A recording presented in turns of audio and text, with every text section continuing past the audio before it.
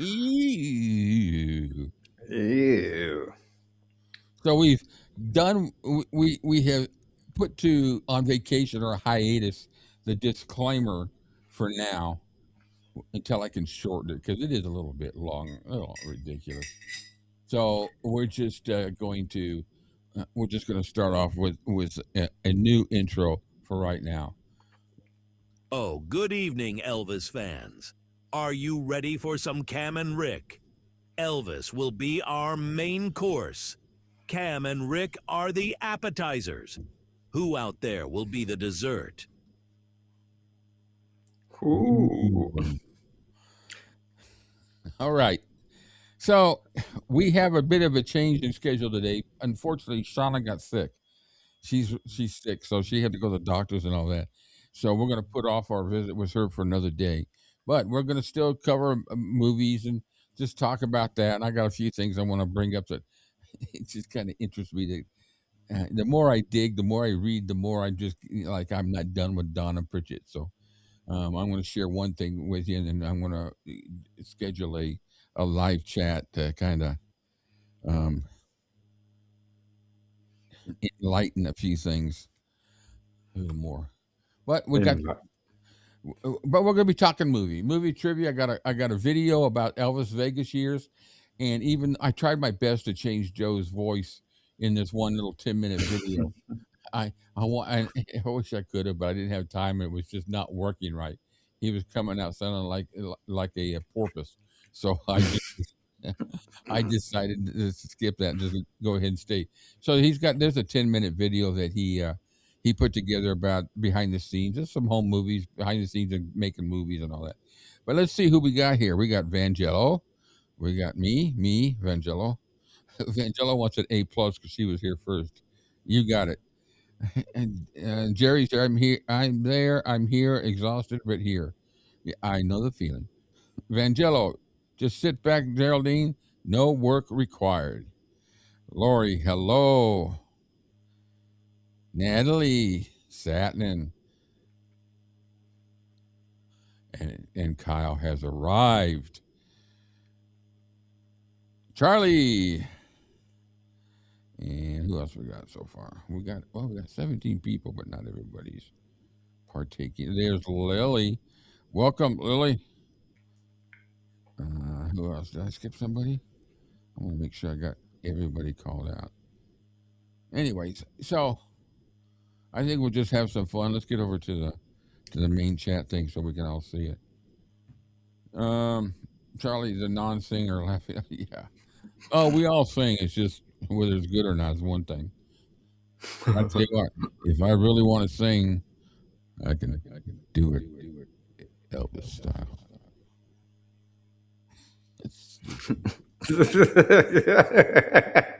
That was really stupid.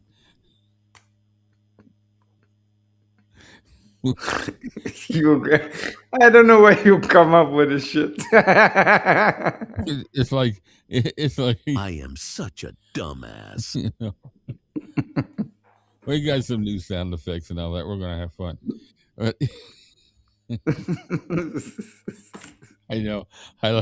Cam's afraid. I think he come online sometimes. What the hell is he gonna do? Okay. Yeah. Oh, is Daffy in? Daffy. Hello, Daffy. We have Mickey and Goofy here too. So sorry.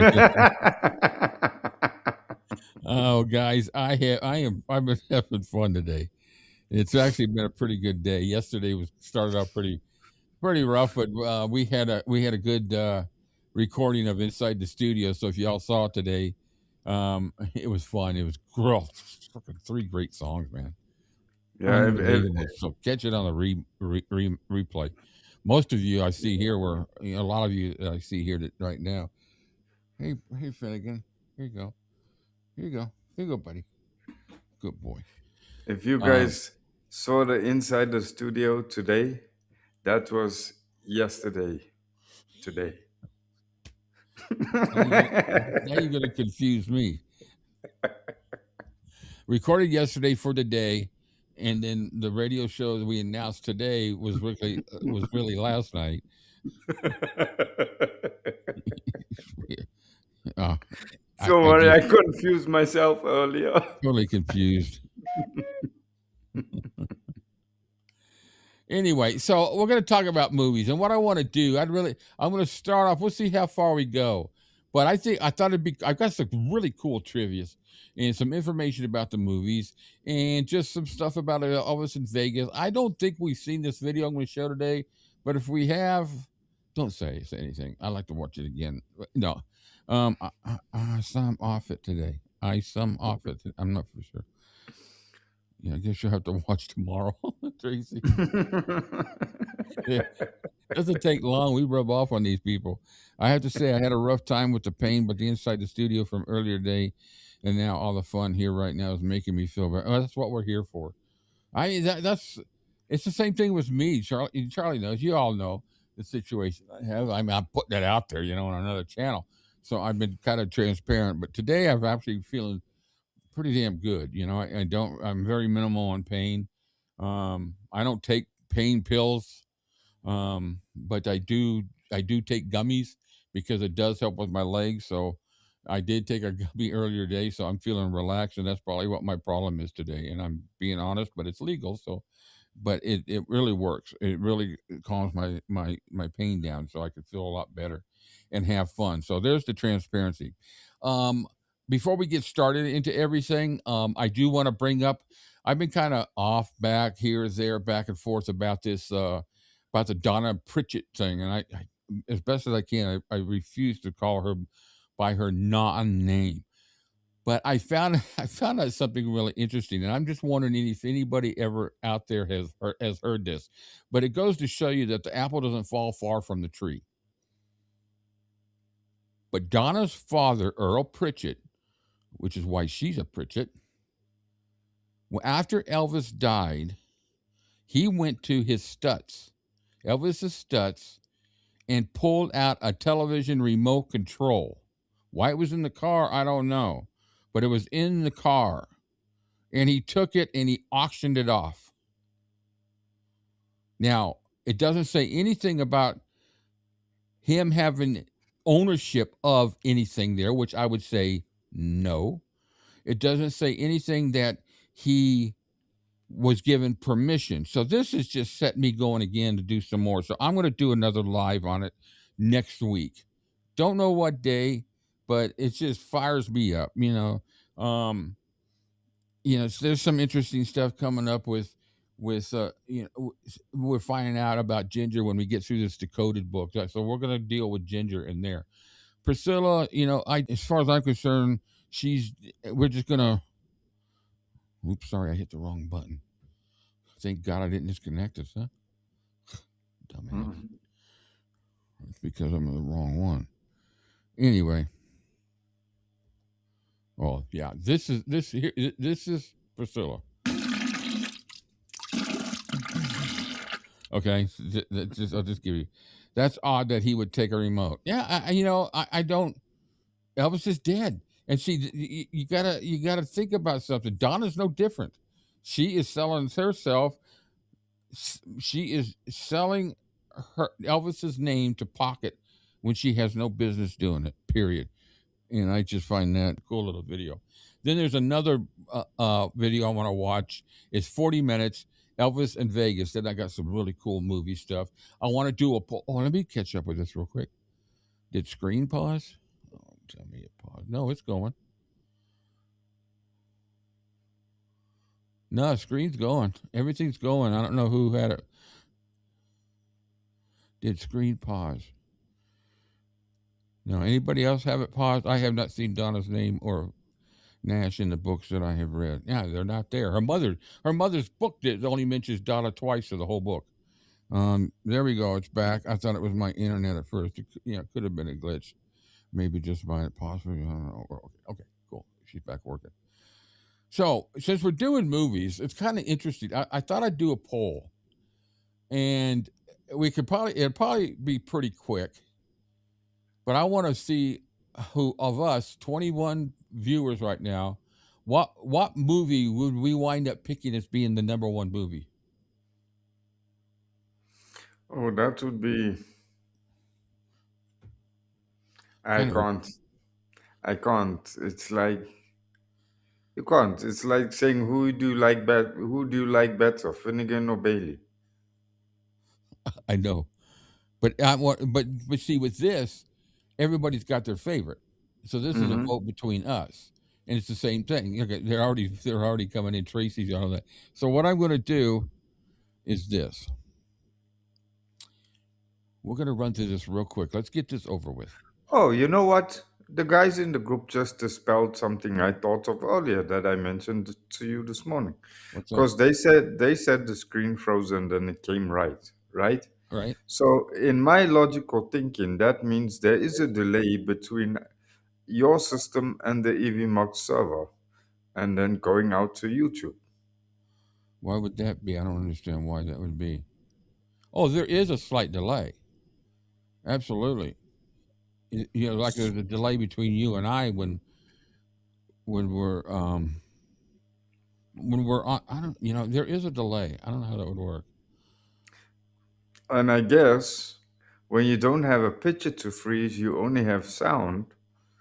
I guess that would explain why we get the that feedback scratch when we do the radio show. That's an interesting point. Okay, so the movies we're voting are the movies that Elvis was in, not movies about him. They are movies that the 33 movies of the 33 movies. Oh, okay. So here we go. The first five to choose from. We're going to take this one, and then we're going to match them all up. And I got to get my trusty notepad So because I have to choose out of these five. out of these five, what's your favorite of those five?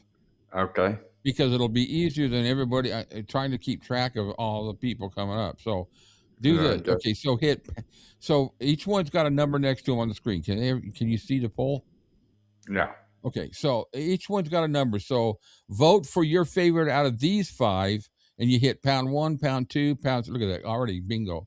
So you guys do. We're gonna do that for 4 minutes. Oh, Rick, I'm getting a hum from you again. Oh, it's gone. Okay, cool. Timer. Get my timer.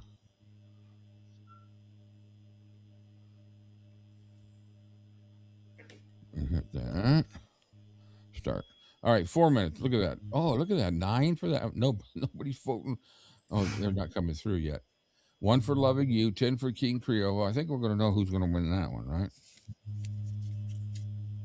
Boy, that definitely getting a hum. One of these days we'll get it worked out, and then we'll disappear. Okay, I think we can pretty much agree that King Creole's won that one, right? So round one is King Creole. Well, hold up. Let it run for at least 7 minutes or so. Well, it's running right now for got 3 more minutes.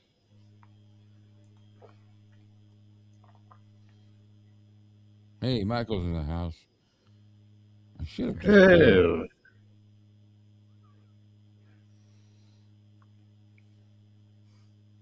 Banjo Paul likes to be different. I got a couple of songs. I don't know if he wants me to play them today, or I'm actually going to play them tomorrow. Unless you're not going to be there tomorrow, Banjo. He sent me a couple of songs that he recorded, Christmas songs. Oh. All right, I think we're good. King Creole, because that all the votes there about how many people we have here. So 10, 11, 12, 13, 14, 15, and we got 20 on board.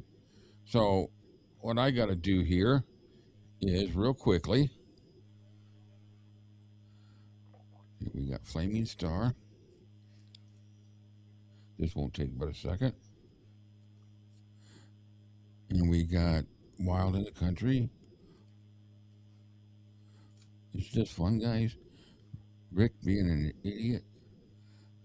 Blue Hawaii. I don't know. It just kind of thought it'd be cool, you know?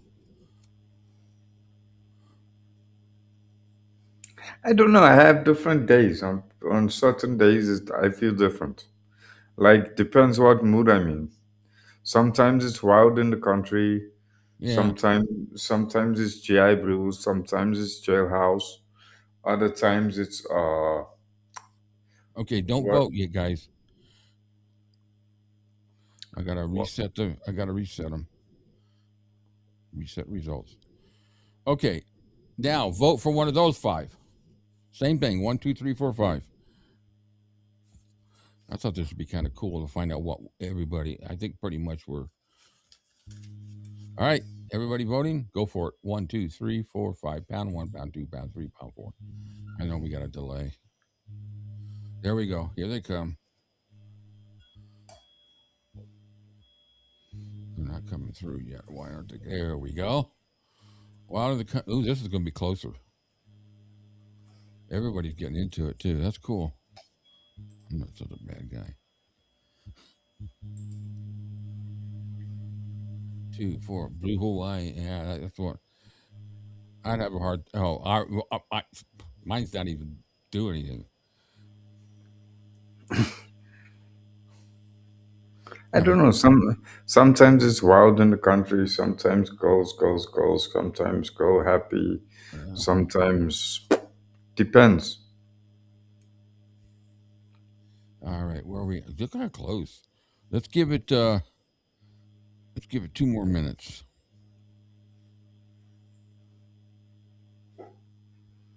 Everybody can vote in 2 minutes. Ooh, tie so far. Wild of the country, Blue Hawaii.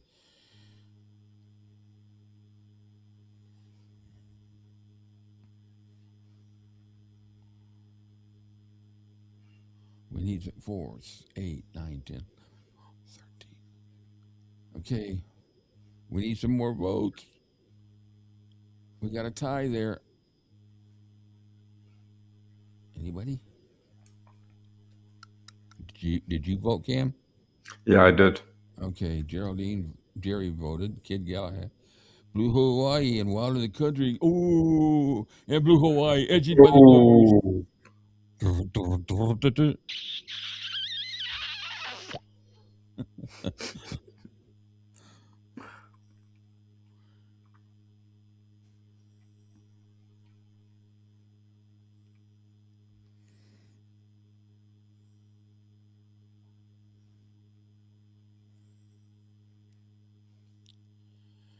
I think we have a winner on that one. We got 15. hi Zoe. We're voting. What we're doing is we're voting for the bet of this group right here. We're voting for our favorite Elvis movie among this community. We've already done one round, and King Creole won that one. This is the second round. So vote who you like, what movie you like out of this batch of five. We're gonna do this till we. Daffy didn't. Yeah, make sure you hit pound and then the number. I don't know how did she vote? I can't go back to that. Yeah, I can.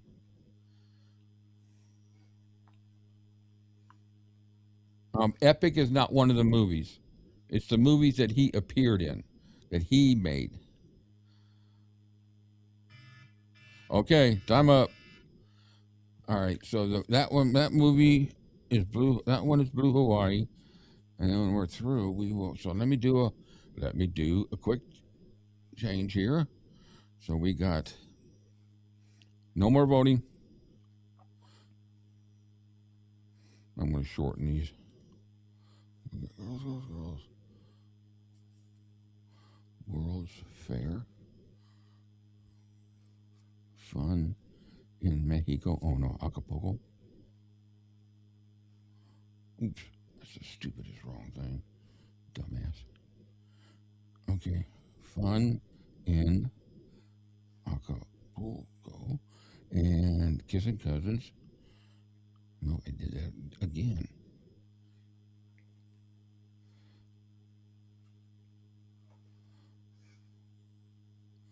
And what's next after that? Viva. I think I know what's going to win this one. Okay, guys, hold on a second. I got to reset. I'm just going to put Viva. All right. So that's that one. Let me reset the results. Reset. Okay. Start voting. Go. Go for it.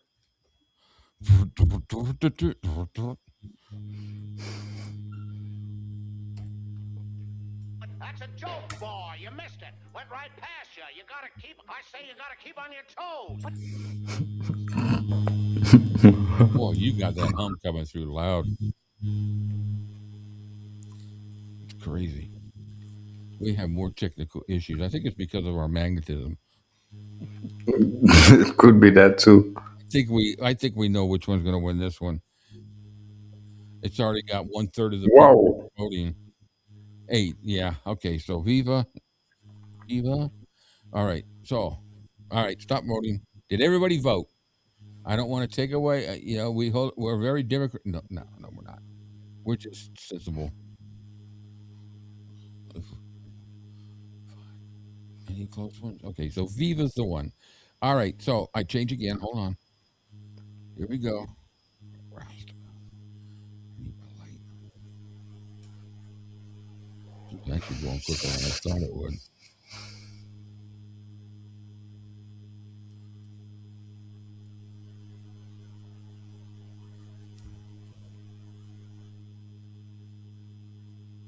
Do not vote yet, please.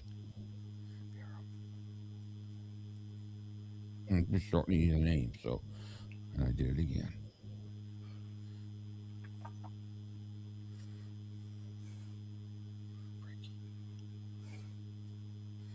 All right, let me reset the settings, and it's a. Okay, you got that. Go for it.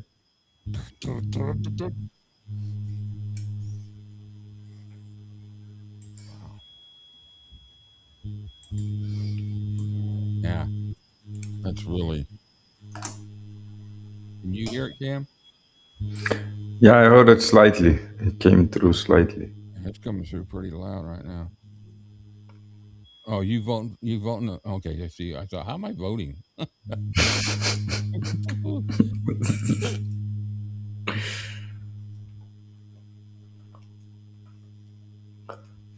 Wow, look, everybody's voting. That's cool. I love that. Hey, we're getting close. Oh yes, at least I picked the winning horse this time. All right, so that one's going to be girl happy. Thanks for voting quick, guys. I don't want to be hanging on this forever. Okay, so next round. All right, so we got. Wow. 10-3. All right, so we got. What was the last one? Frankie? Yeah, okay, so we got. Here's Johnny.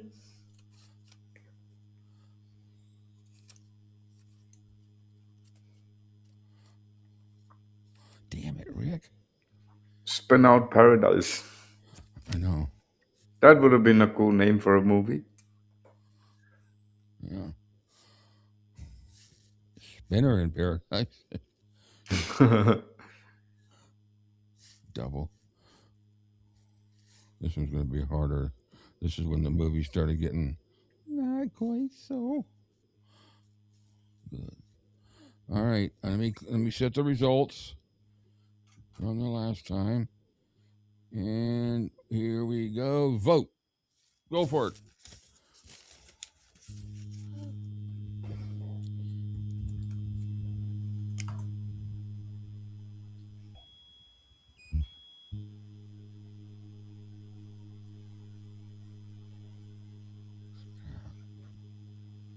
Oh yeah, everybody's voting. That's a good deal. What was the last one there? The last one. This one was Clam Bake, so I got to move that up. Yeah, we're getting towards the end here now. I'll put all the rest of them in one last big run. Jeez. Wow. We definitely got to figure that out. All right, so what do we got? Spin Out. Okay, looks like Spin Out's going to win that one. All right. All right. Start voting.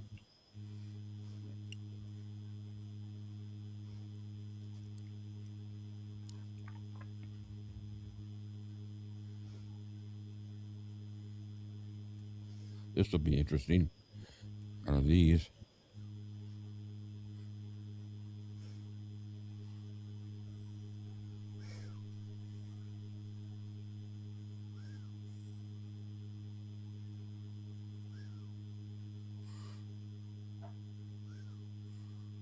And I'm just going to add one more because.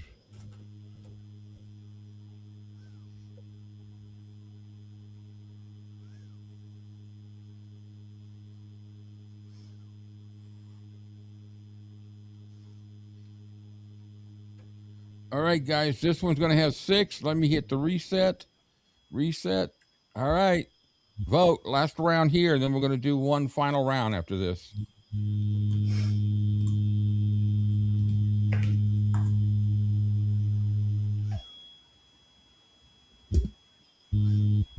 It's weird how it just goes in and out.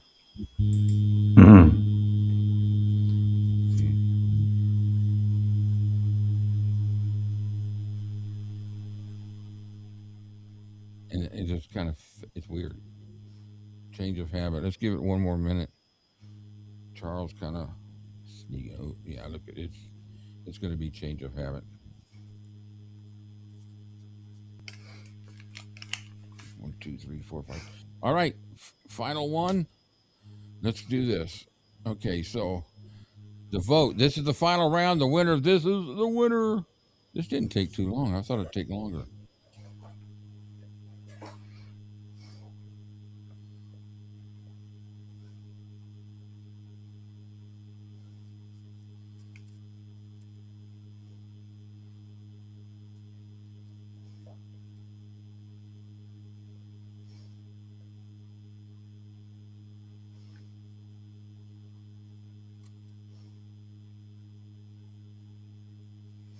All right.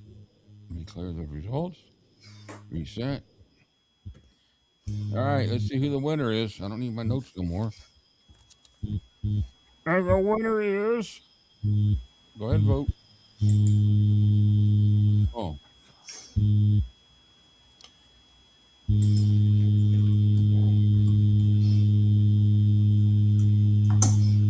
Is that it? What did we figure out that hum was from?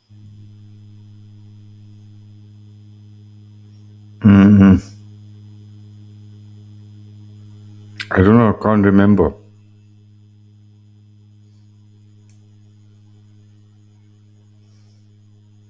It drowns you out when you're talking. Oh, it's gone now.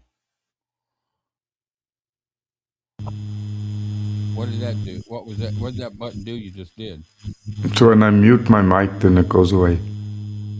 So it's the mic.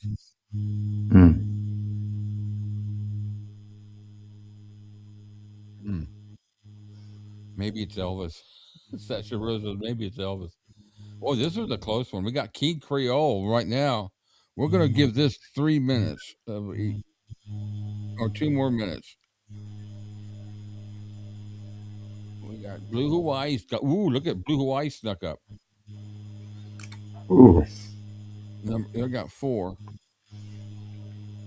Ha ha ha. Yes, Elvis is voting. Yeah. Well, we know what his favorite movie was, right? Anyway, so. Ooh,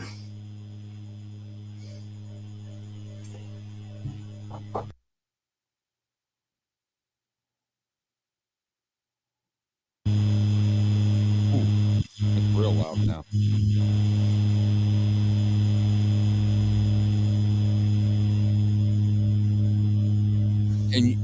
Can you guys out there hear the hum? If it's just me, I'm not going to worry about it. I just want you guys to be able to hear everything. But if not, I don't know. I don't know why it would all of a sudden start. We haven't had that problem. What have you had it about a month now? Yeah, they can hear the hum. Jesus. All right. Ooh. Okay, we got 53 seconds. Is it going to be Blue Hawaii or King Creole?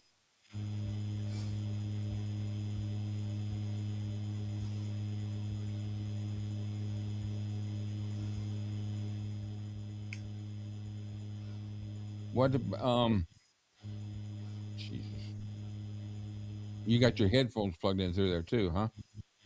Hmm. Unplug your headphones just for a second. No, it's still there. Oh, you don't plug it into the mic? Now, Okay.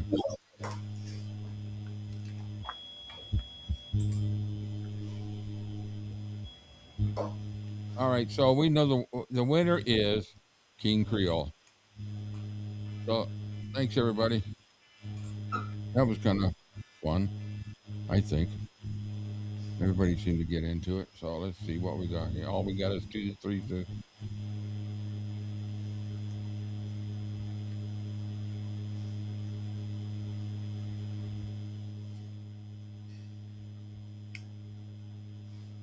I don't know what to do. Freaking weird. 99% of the time, fucking life. hold up. I'm going to try something. Okay. All right. Do whatever you got to do. All right, guys. I think he's gonna reboot, do something. I don't know. It just started the other day. It's really freaking weird. You can still hear us. Okay. There's this point when it gets really loud. I had to edit some of it out yesterday. That's when it started. Was yesterday inside when we were recording inside the studio. All right, I got that. Let me get this and put that back up. All right. So anyway, let me read this real quick to you. I want to share this with you. This is. Give me that. Yeah. Okay, so it says right here. Earl Pritchett, Elvis Presley's uncle, was involved in selling an Elvis Presley TV remote related collectible. After Elvis's death in 1977, Pritchett retrieved a TV remote from his 1973 Stutz automobile. That remote, used by Elvis to operate the gates at Graceland, has appeared at public auctions with a documentation of its provenance tied to Pritchett's ownership.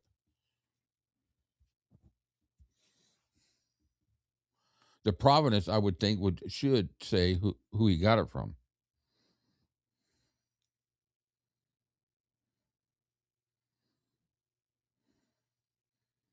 See where he is. Give him a minute, and I don't want to move forward without him. First, while I was doing that, I want to say thank you. A lot of you know that I got another channel. I'm not going to speak about it much here because I try to keep them separate, but it still intermixes. And I've gotten some awesome support from this community, some great supportive comments, some emails, some messages, and every word of everything really touches me and gives me the motive to keep moving forward, because this mission that we're doing it's going to be it's huge. To get to Graceland on the 50th anniversary, get him and me there, is going to be um hello.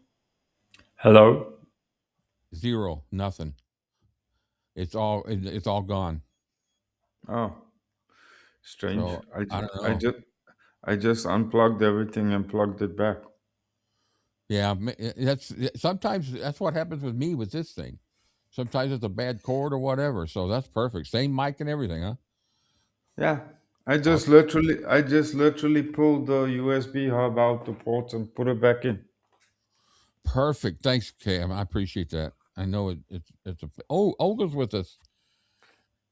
I know it's a pain. It's frustrating, but I'm glad you did that. I really appreciate that. All You know, right, that's guys. one thing I would change if I was a computer technician. Uh-huh. Is I don't know why they built these friggin' laptops. They only put like 3 USB ports on a whole laptop. Mine doesn't even. Mine's got two of the USB Cs, and that's it. There's no other. There's no other jack. It's not a regular USB, so I got to use a hub. It's just like, and I can't run my monitor, my second monitor, with with with a hard drive, which I use, which has got most of my shit on it. I'm going to show you that Yeah, picture here. and it's like when you have external hard drives too, that they don't like USB hubs either. They have to have their own ports. Yeah, I'm going to share something with you guys. I want to show you what I look at all the time when we're I mean, doing these shows. I have a USB-C port on my laptop, but I'm never going to use it, so why put it there? Change it Yeah, to a regular Type C, a yeah. regular USB port. Rather put extra USBs Yeah. than anything else. All right, I'm gonna put this full blown on here for a second. Right now, though it's the picture from last night. Right now, this is exactly what I look at when I'm doing these.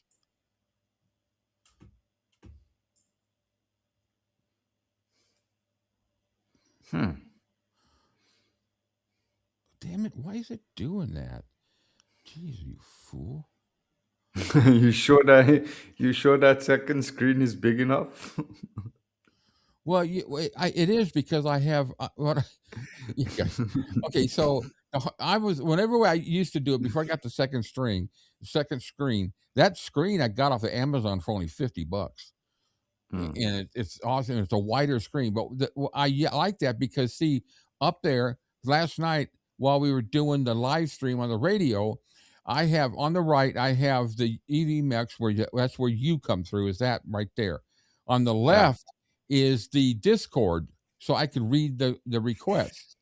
Then Yeah, on the that's right, I have my mixer, which I run all the music through to do the show. And then right to the left, you'll see that's off of my broadcast for the radio. It tells me how many people are watching and all that. So I that's cool. needed that second screen because I was having to minimize back and forth. And Yeah. it was like freaking aggravating. Yeah. So this No, is this is yeah. Go ahead, Ken. It's a cool size because then even when you split the screen, you can even easily split that screen in 3 and you'll still be able to see.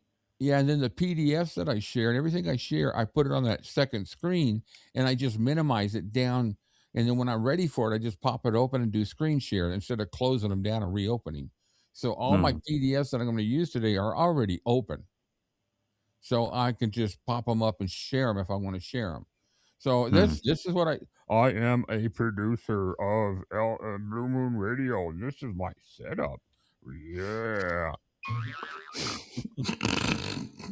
That's the story of my life. So, anyways, that's what just if anybody was kind of curious to see, be interested. So, let me get a drink here real quick. Hold on.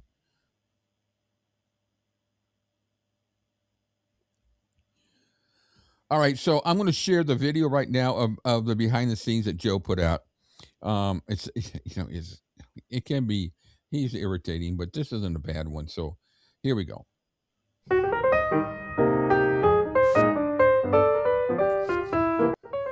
Funky intro music. Whiskey bar. Cigar, sir. Movies in his career, and I was there for about 29 of them.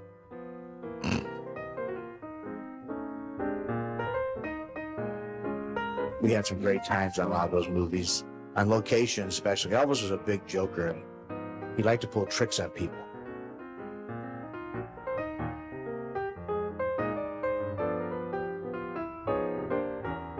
Yeah.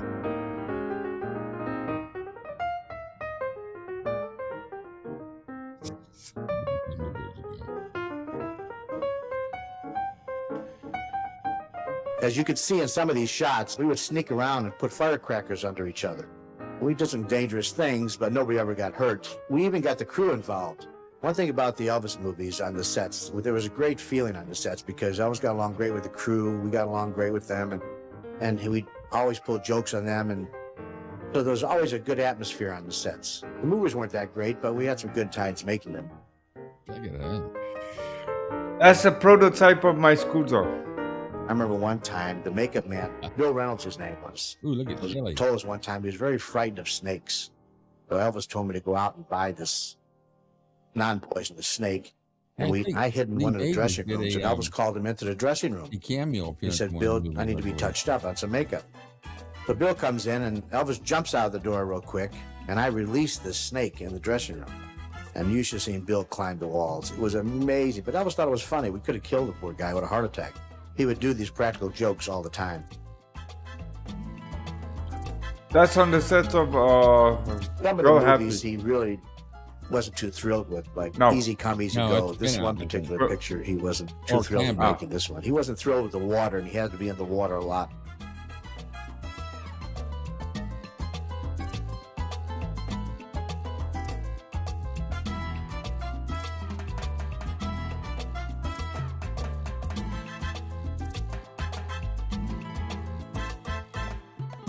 Oh, that's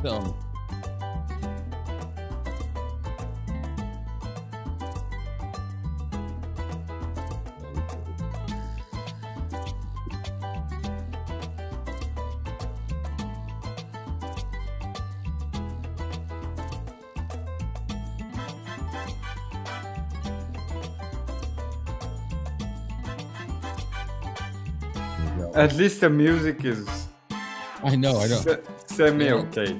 I don't feel like the pizza man getting ready to make a big delivery. You know?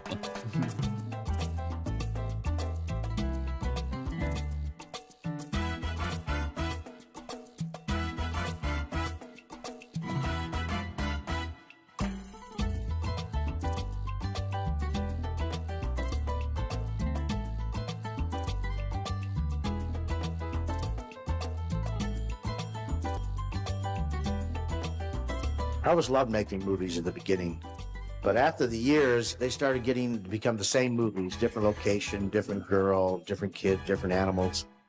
So that's why eventually he stopped making movies. But he wanted to continue making movies later on, but he wanted to direct movies. He always thought about the future of being a director of action films. He loved action movies or comedies. And that's one of the reasons he stopped making features. Yeah. During the 60s, when he was making the earlier movies, he did have some great times, so he loved working with the crew. One thing about it, he had beautiful co-stars. There's no two ways about that.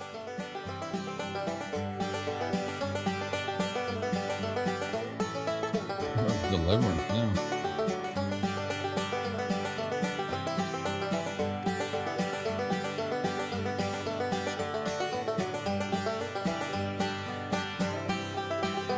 Elvis had doubles in his movies because the studios would not let him do his own stunts. The stunt double here, Bob Curtis, was one of Elvis's stuntmen that dubbed him a lot of our movies. Bob got killed recently in doing a stunt about a year and a half ago.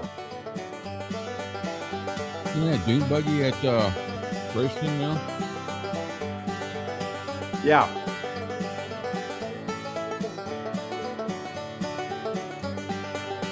I like this Pikachu. Elvis did a few westerns in his years. One of the first westerns, Flaming Star, when he got out of the service. Thank you, He Cam. wasn't too thrilled with horses, but later on, he really got into riding horses. Burgess Meredith.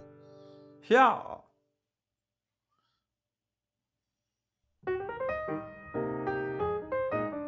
Katie Gerardo was a co-star. This was a lot of fun making this picture, but it was very hot in Arizona at the time. It was like 116 degrees in the middle of the summertime. And we had to watch out for snakes, scorpions, but making movies was not that easy. Yeah, Joe, you would know.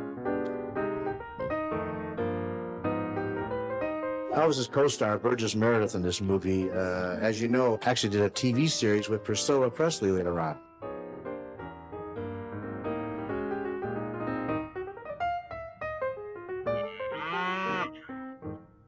Uh-huh. And most of the guys working for Elvis at the time would all work somewhere in the picture. We'd work extra work or we'd have small parts in it because we were there on the set every day and we got along with everybody. And the director would choose different guys to work in different scenes. And Elvis didn't mind that at all. He didn't mind anybody making extra money.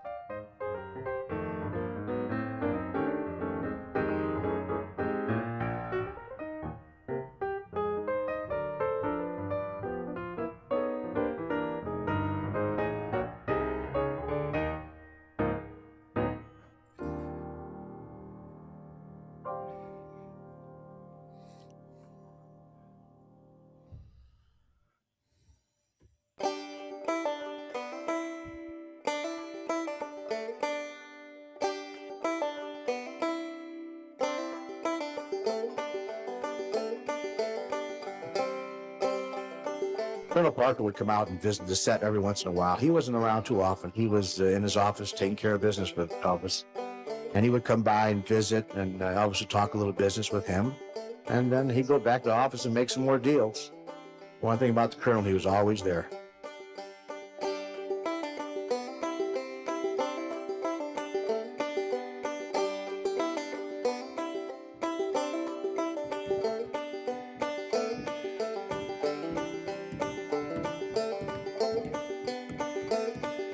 Elvis is riding a Bronco bull in this scene here, but Elvis was so fast for him, the bull got away from him.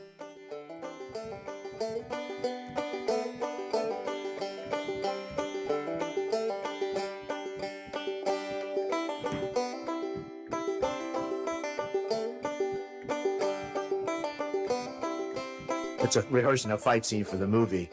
As you can see, the camera's inside the car, shooting out through the window. And they rehearse this fight scene quite often.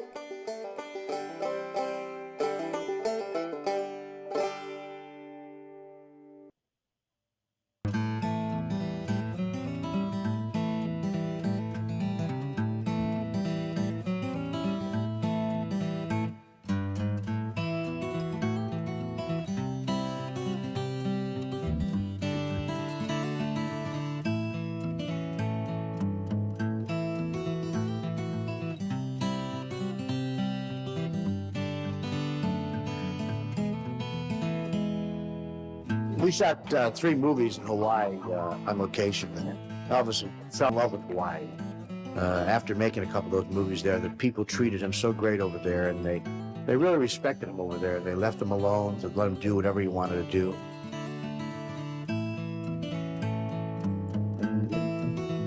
And once in a while, we'd have celebrities come by and visit on the set. Peter Noon of Herman's Hermits came by to meet Elvis, and that's one of the people that Peter wanted to meet.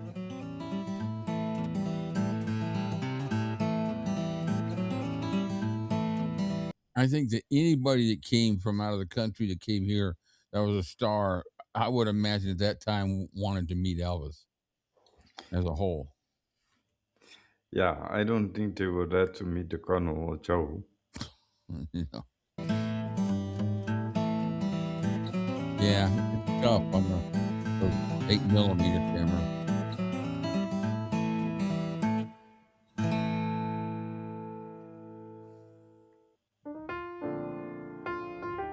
You couldn't have made it as a cinematographer either.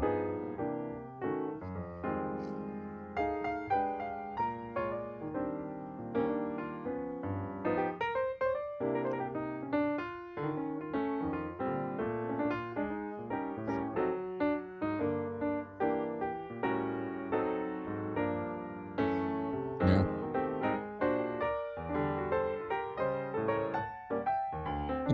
Right.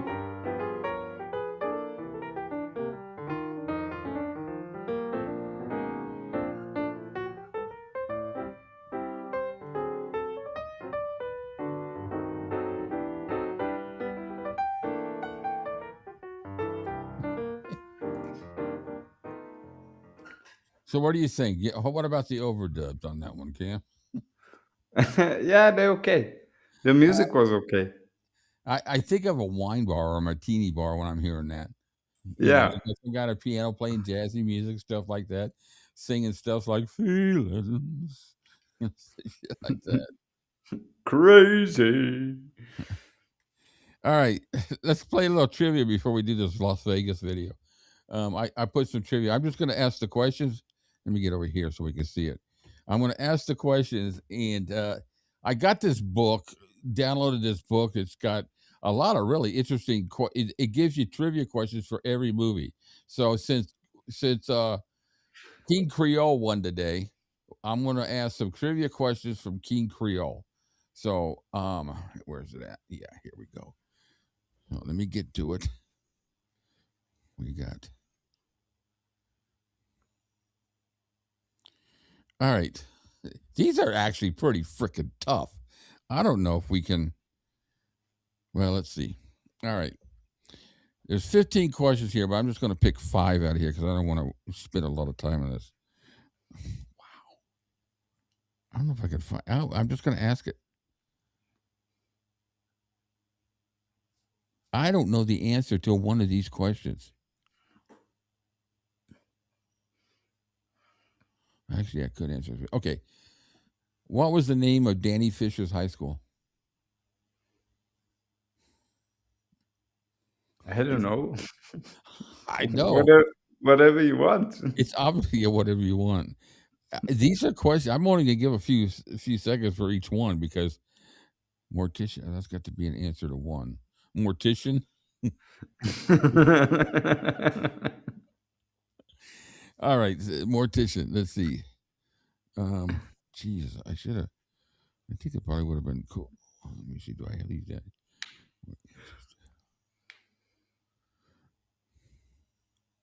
Oh, Tracy might have it. Really? Ooh, nope. Farewell. Charlie got it. Remember, farewell, Royal High School. When he sat there, he stood there and he sang that to what's her name to whatever her name was of the show. She asked him to sing something, so he sang his school song, and that's the first words in it. Very good. Hey, this is kind of cool because they're not exactly like the toughest questions in the world.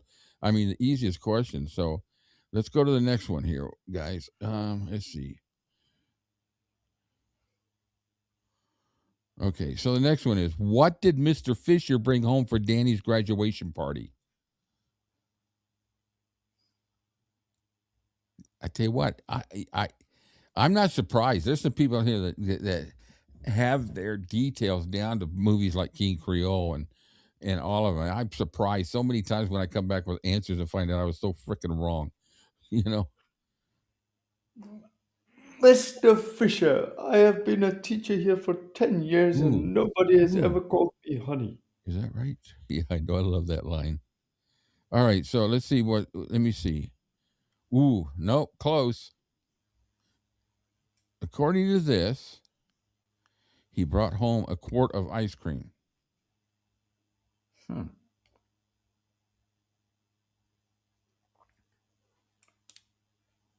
And here we go again. That thing pops up every once in a while and resets my. It's working. Yeah, there you back.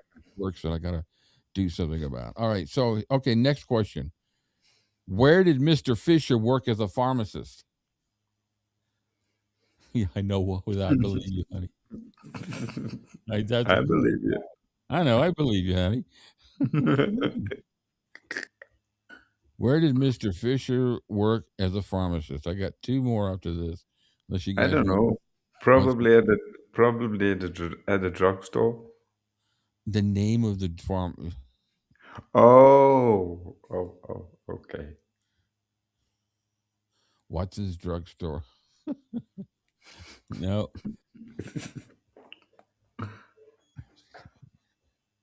I don't know the answer to. I don't think hardly any of these questions. It's Regal Pharmacy. I'm going to ask two more, and we'll in a pharmacy shop. I watch the movies, but I don't watch them in that detail. Well, some people watch them so many times. You're not even going to know that. What was the address of the Fisher apartment? Okay. 1524 Ugly Duckling Lane. Who shoplifted while Danny sang at the Five and Dime? Have no idea.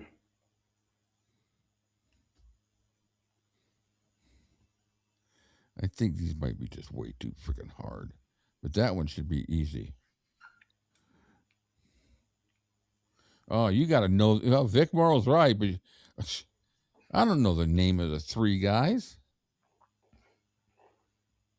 Danny Zuckerberg. You got Shark, you got Sal, and you got Dummy. All right, that's enough. Let's watch a movie. I'm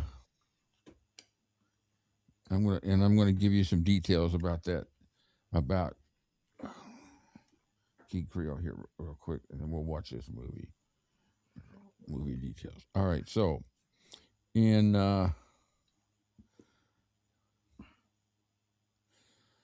all right, so there were 1, 2, 3, 4, 5, 11 songs that he sang in that movie. That's a lot. Wow. It was released on July 2nd, 1958. The original title was called Danny. Then it was called Sing. And then it was called, excuse me. It was called Danny, and then it was called Sing You Sinners. Danny was cut for the film, but not used. Based on Harold Robbins' novel, I've got an original copy of that, too. And that's the movie that Elvis received a 60-day deferment from. Sometimes they share the box office and where they open. Yep, doesn't say. All right, let's watch a movie. This one is... Nope, don't worry. Elvis Presley in the Vegas years.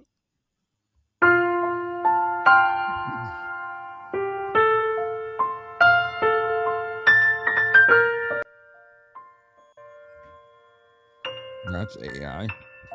Mm-hmm.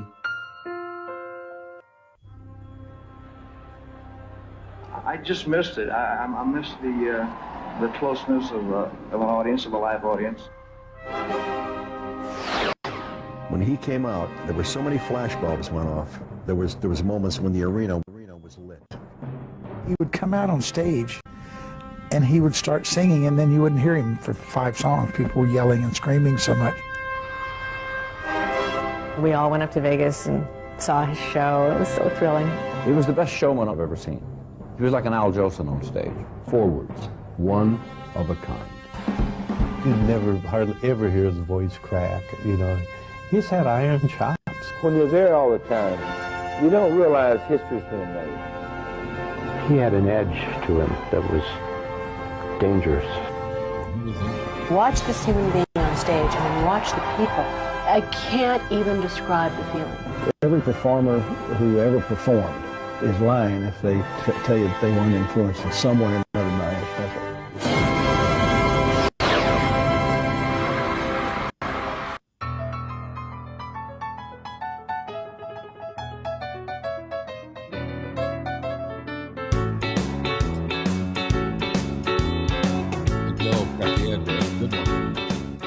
Elvis Presley decided to go back to life performing in 1969. The venue would be the International Hotel in Las Vegas, a city Elvis struggled to control 13 years prior, even though Colonel Tom Parker's hallmark technique had been used in preparation for that 1956 event. I remember the first time that I drove into the Frontier Hotel, or driving towards the Frontier Hotel, coming from Los Angeles. And we saw this big 75-foot cutout of this kid. And a guy heard maybe on the radio Blue Suede Shoes or Hound Dog. I thought those were the two most important, it was his songs at that time. And I said, what is this? I mean, I'm in that show, and is this kid over me? Because we had Freddie Martin's band, myself, and Elvis. When I went in there and they told me, well, you'll go on before him, or we haven't decided, you'll go on before him or you'll go on after him. And then they watched the rehearsal and everything, and they said, all right, you'll go on after him. And he sang, and the people just didn't take to him. They just didn't know, you know, anything about him. First night, especially, I was absolutely scared still. Afterwards, I got a little more relaxed. It was strictly an adult audience, and mostly elderly people. April 56 at the Frontier Hotel. He was a total unknown. There was a 100-foot blow up from outside. And I went to see the show. And I sat with Roy Calhoun and his wife, Lita Barron, and Danny from Danny's Hideaway. He sat ringside. And when he came out, started gyrating and rocking and rolling and twisting and tossing, we all looked at each other and said, what is it with him? I think it was too soon. You know, there's something that happens when an artist gets hot with a hit record. Before that record gets through to the average public, it may take a year. That record is already on a downward trend when the public becomes aware of it. There was all kinds of rumors that he was bombing and he was doing this and he was doing that, but he was going along. And then finally, Parker got a brilliant idea of going to the high schools and getting the kids and having them do afternoon things. Well, you couldn't get near there. He did afternoon things, and you couldn't get near the frontier. I mean, you couldn't get near the Strip. Our engagement was for 4 weeks. And he was gone after 3 weeks, but he only had a 3-week engagement. Mine was 4 weeks. Freddie Martin was 4 weeks. So everybody wrote up that he was canceled. He was never canceled. But I did say at the time, I told Parker and I told him, I think you got to change your style of clothing. They went to see Liberace, and Liberace got together with him, and that's when they started forming this thing about his dress. He would have special things made and everything, which gave him another charisma. Elvis wasn't ready for Vegas, and I don't think Vegas was ready for Elvis. Many believed Presley's inability to engage the elderly Las Vegas audience during his 56th performance was evidence that Elvis was little more than a craze, something to be admired by adolescents and thrown away after its usefulness. Though he had a great beginning in his movie career with Love Me Tender, Loving You, Jailhouse Rock, and King Creole, Presley felt he could better establish himself as a renowned actor in the style of his movie heroes Marlon Brando and James Dean. Though he worked hard and his movies performed well at the box office, the formulaic films did little to enhance his reputation. Elvis's goal of becoming an accomplished actor was interrupted by a letter from Uncle Sam drafting him into the Army. He returned from the military trying to pick up where he had left off 2 years earlier. Sadly, his mind was still in the city where he had met his one and only professional failure. Only now he had no interest in performing in Las Vegas, but performing wasn't all the city had to offer. I almost love Vegas, because in those days all the hotels had great entertainers in the big rooms, and every lounge act had great singers, like Billy Warden and Domino's, Fats Domino, Del-R-Ree, who had all these great talent just in the lounge, which was wonderful. So we hang out there, go there for a week, and end up staying 5 weeks just to play. Just go out, see a show every night, see different entertainers, and stay up all night and sleep during the day. And Colonel Parker's choice to have Elvis play in Las Vegas was a very astute decision on the Colonel's part, and it signified the reinvention of Elvis Presley. First of all, I plead innocent of all charges. I believe the Colonel was extremely intelligent to go to Hollywood and make all those pictures and cause such a stir. And when he returned here, they were ready for him. Getting Elvis in front of a live audience again required finding a venue worthy of the king of rock and roll for the second time in his illustrious career. Las Vegas beckoned Elvis Presley. They wanted Elvis to launch the International Hotel as the grand opening. Well, Colonel said, "Now we don't want to open it. We'll be the second act." And everybody, "Why? Why wouldn't you want him?" So Colonel thought about it and said, "Wait a minute. This hotel is going to open up all hotels in Las Vegas. Any hotel, there's a lot of kinks going on, something's not finished. They open them way ahead of time, and he figured, well, let somebody else open the hotel. That's the reason. Barbra Streisand opened the hotel, and she had to go through all the problems Moonblight. When we had a contract to perform the International Hotel, it was 2 times a year, generally in January and August, with 2 shows a night at 8 and 12, non-stop, no days off, when he just did it. So just as soon as I got out of the movie contracts, I started to do live performances again. Elvis would not be alone in this new endeavor. In 1956, when he played the New Frontier Hotel, he was backed up by a small 3-man combo, appropriate in the sense that his rockabilly roots demanded no more than that to produce the sound generated on his early records. But Elvis's music had grown more complex, and he now required something much more elaborate in the way of backup. Well, when Elvis got ready to go back on the road again, he had to get a band together. James Burton, one of the greatest guitarists of all time, did a bunch of Elvis sessions, and was known since the 50s as the lead guitarist of Ricky Nelson. When I got on the phone and Joe said, "James, it's Joe Esposito, I'm looking forward to seeing you in a couple of weeks," I thought it was a bit strange. I didn't know what it was about, So then Elvis got on the phone and we talked for about 3 hours, and Elvis told me that he watched the Oz and Harriet show just to watch me play guitar at the end of the show and we could sing a song. It was great. I mean, we just talked about the type of music, what he wanted to do. He wanted to do his type of stuff, but he wanted to go even bigger. He wanted to have an orchestra. I had done an album with James, and he remembered me, fortunately. So he called me and asked me if I wanted to do it. And I wasn't an Elvis fan. I got a call on a Friday and said, man, this was a few weeks later, and they'd been auditioning drummers, and my friend Larry says, man, and they're just, you know, we're going to have one more night, so can you come in tomorrow night? There was a couple of drummers there the night that the first night that I played, and one of the drummers, he was a really fine drummer named Gene Pello. This other drummer comes in and knew everybody. He was an established player there in L.A., and they play a song. Oh yeah, this is it, you know, because he was flashy and he had a lot of chops and he was real good. And I'm sinking lower and lower in the seat, thinking I'm not even going to get a chance to play or meet him or any of that stuff. Larry Mahobrak, piano player, said, well, you know, Ronnie Tutt's sitting over there in the corner, and he just flew out here with his drums from Dallas. And of course, Elvis immediately, being the kind of person he was, said, well, yeah, Ronnie, come on, man. Set your drums up and we'll wait for you and then we'll play. They said to everybody, hey, we got one more guy we'd like to play a song with.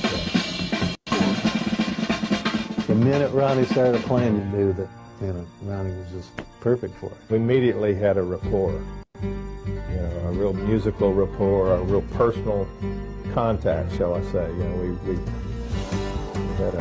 had a thing that kind of lasted, you know, for all that time. Well, he was surrounded by the best. He had Ronnie Tutt, none better. Jerry Sheff was none better. The whole front line, James Burton, Glendy Harden.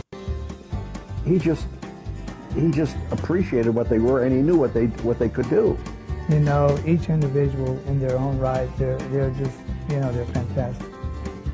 And when Elvis called me and asked me to put this band together, it was really an honor to do it for me. I was never an Elvis fan. That's the difficult part. I come out of a whole other world of music. I was not a rock and roll follower at all. And from the time I said hello to him, the charisma was just overpowering. And by the time we got through the first rehearsal, I never realized he sang that good. I went home that night and I told my wife, ex-wife Vivian, I said, you got to come hear this guy. And she said, oh, come on, you got to be kidding. I said, no, tomorrow night you come down and hear this guy. And so she came down and we both became fans. I think it was the International when he first played it, and then later became the Hilton.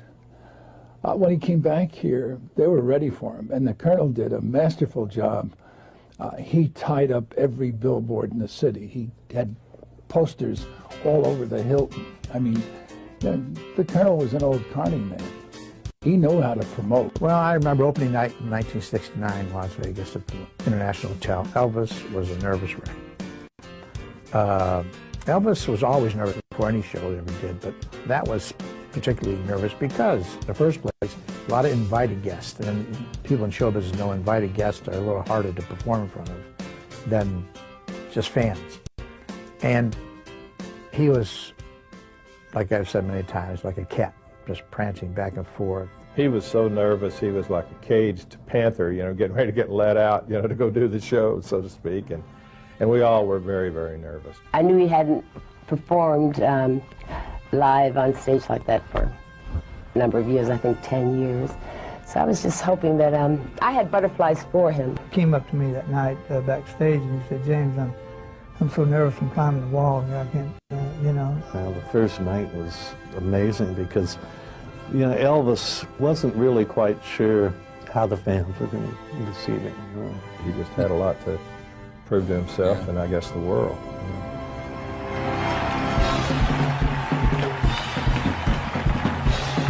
We walked out and the spotlight hit him. You could just feel everybody, the excitement. They just jumped up and started applauding before he started singing because it had been gone for so long off the stage and just appreciated so much, and it just took off. When the curtains opened and he came out, he had a certain look on his face, you know, and it reflected his concern. You know, I remember why I was watching him, you know, and the crowd just went crazy. crazy. And you could just see his face just transform, you know, from sort of this doubtful look to this, oh yeah, okay, I remember this, you know, and then it was from there, it was just...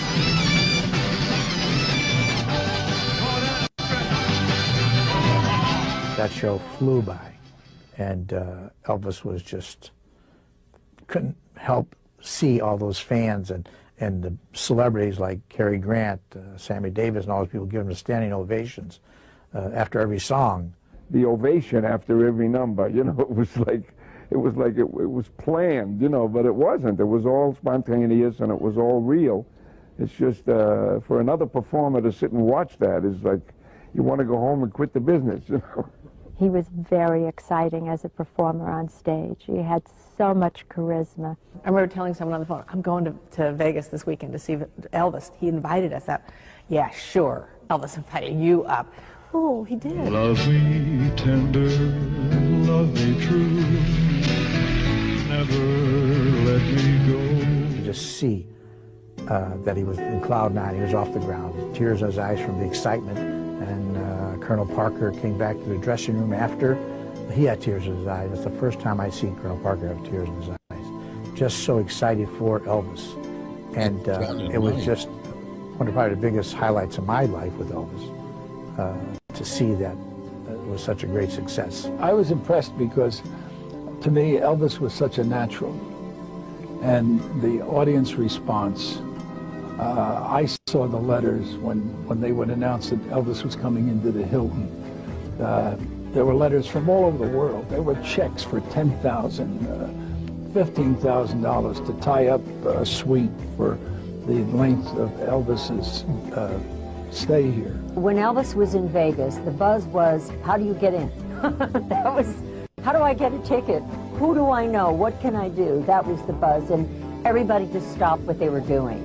Then used to start to line up 8 o'clock in the morning for the first show at 8 o'clock in the morning. Now, a lot of people don't believe it, but that's the truth.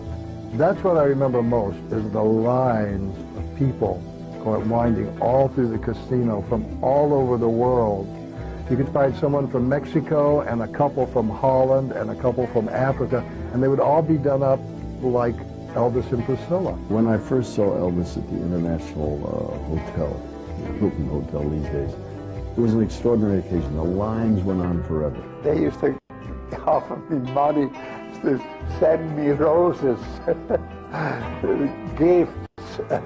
No young lady used to come over to see the show last week. They want to sit in the back of the room. And Bill Medley, Elvis made a reservation for me. Said, yeah, come to, and this place was just wall-to-wall, y'all. You know, just, you couldn't move. And so they walked me, and they walked me, and they walked me right to the front. I'm here, the stage is here, Elvis is there. There's wall-to-wall people of all ages, and you could feel a lot of love in that room. That's Bill Medley, right? One of the Righteous Brothers, one of the best duos ever out there. Superstar, huge star. And he's talking like he's some fan seeing somebody famous for the first time. Yeah, it's awesome. It's incredible. You guys have got some great comments here too. I'm enjoying the comments. But it's fun to all these famous people that they're talking to are so enamored with a man who just stands up on stage and sings. Yeah, I use the word "just" very loosely. It's amazing how they all looked up to him to the point of they were all in the same business together, but it was like he was the pinnacle of the business. And you know, especially in such a cutthroat business today, that is, you know, it's so I don't even want to talk about it. These people, they rooted for him. Today they would root for people to fail. Yeah. These people were rooting for Elvis to succeed. And to be a part of it, just to be a part that first night, July 31st, is just, I think about that so many times. We don't even have an audio recording of that night. It's just, No. it's just amazing. And any kind of really decent pictures. We No. have, there's a few, but not, I think there's a couple of really good pictures from the opening night. But what, we bring this up every time we talk about this, what a huge failure on Colonel Parker's part to not document that opening night. Even on RCA's part, RCA should have gone to the colonel and said, "Hey, he's going back out there. This gonna be a cooking one. We got two options here. If he bombs, which I doubt, we scrap the tapes. Yeah. If he's successful, we got cash in the bank without even doing any effort." Yeah, that's a great story too, Daffy. Yeah, yeah. It just, in those days, it's not like digital today where you film something, it's automatically in the cloud and it's in the world. Back then, they were taken to tape, and if the end of the night they decided we don't, or they sat in a room and watched everything, they could have burned it right then and there, done what they wanted, put it in storage for future, and nobody back then looked down the road of what was going to be. No. The failure of RCA not to have all the session tapes. I know some were lost and some were recorded back over. That's a failure right there on the engineer's part. Keep every frickin' tape, but you know what? They never, when it came to Elvis, he was the first of that kind of magnitude. So they never really expected that. No. And they just did their normal routine of just saving. We got to save money. Just reuse the tape. The tape was bad. Just reuse it. But the same could be said for Madison Square Garden too. Yeah, that's a great documentary too, Tracy. Yeah, you're right, Cam. I mean, they recorded it, but it wasn't brilliantly recorded. But same thing, no film. Why did it, somebody asked it at the press conference, why could he be filmed in Hawaii but not at the garden? And then he gave some lame ass excuse. Yeah. I don't even remember what his answer was, but it was a lame ass excuse. I was like, shit, can you imagine if they had professional cameras at the garden? Hell, the cameras that we have today on iPhones and all are better than what they had back then. Yeah. It just, you just wish that. Oh, well, anyway. One of those, it's one of those only if. Yeah. And when he appeared on the stage in those magnificent outfits. I always liked this song. Well, I love the show and I love seeing him. But I just remember that I had to go to the bathroom so bad, and there was no way I could go. I swear to God, I almost said, "Elvis, can I use your head?" Bill became a good friend. Bill, I would say, one of the nicest guys in the business. And so Elvis one time, he says, "Okay, let's go over and give Bill a shock." He says, "Let's go see Bill's show, but we'll walk across the stage, not say a word. I'm going to walk ahead, and you guys all walk behind me, walk just right across the stage." So I'm doing Love and Feeling. You never close your eyes. And I'm right at the place where it's "Baby, baby." I get down on my knees. Bill's out there singing one of his big songs, and all of a sudden people are just, they're shocked. And he didn't know what was going on because he didn't see us. Here comes Elvis. And he walks right by me, in front of me, hits me on the arm and says, "Hi, Bill," and keeps right on walking. We all walked by. And Bill didn't know what to do. He didn't know how to act. Well, the place went crazy. Went crazy. And it was great. And Bill said, "Hey, oh well." They started singing again. Elvis did it again. We walked back the other way. So I had another show at 2. And yeah, I'm very lucky, Sally. I go on stage, and I mean the place is packed to the wall. Not that it wasn't always packed to the wall, but it was mobbed. They all show up, see if he's going to come on stage with me. Obviously he's not. I mean, it was So I'm going, baby, I get down, and here he comes again. Here he comes again. And he walks right in front of me, and he hits my arm and says, "Hi, Bill." He did it a few times with Bill. You know, just to break the monotony. Kenny Rogers in the first edition, great acts. Ike and Tina Turner in the lounge. They were in there same time we were playing the hotel. And Elvis would go see these guys all the time. I mean, they didn't even know it half the time. He'd go in the back after the show started and watch the show. We'd all see him and leave, and they would come see Elvis's shows. I didn't realize this, but you know, Sally, there's, you know, how everybody's got memories in their life that they remember vividly, no matter how you went back in time. Now, me growing up a musician and being fascinated with rock and roll, I saw a lot of bands. I could sit here right now and not even recall a majority of the songs they sang. I know they played their hits, but I couldn't. All the shows that I saw Elvis, I can name almost every single song in a set list. Still in my memory, even though it's out there and available for me to see, and I do look at it every once in a while, obviously. But it's one of those things, like the birth of my children, the day I got married, and those events, the events that stick in your mind. Of course, you got the negative ones, but I'll never forget the feeling, the atmosphere of each place that I saw him in. I was fortunate to see him in Vegas and in arenas, and it's such a different thing. And I'm lucky. I'm just extremely lucky to have been able to do that. I used to work for the first edition. We were in the lounge here, and Elvis used to come and sit in the back of the room and watch our show. And so someone told me that one night, and I went and sat in the audience for his show, and during the middle of the show, he introduced me as, say hello to Kenny Rogers, my friend, and I thought, well, this is pretty cool. I'm Elvis's friend. The alligator looked tame. Elvis' outfit during this time period became almost as famous and recognized as the man who wore it, yet it paid reference to his background, which was entrenched securely in the 1950s era of flash and excess. And his new stage persona was clearly current and even flashier. His outfits were usually, I recall, the blue and aqua one that had bat wings on it, as well as the Aloha from Hawaii suit show that he did. He wore the white with the eagle. There, he wore the large, upright collar. I know he liked the dragon suit. I know he liked the peacock. He liked the leopard.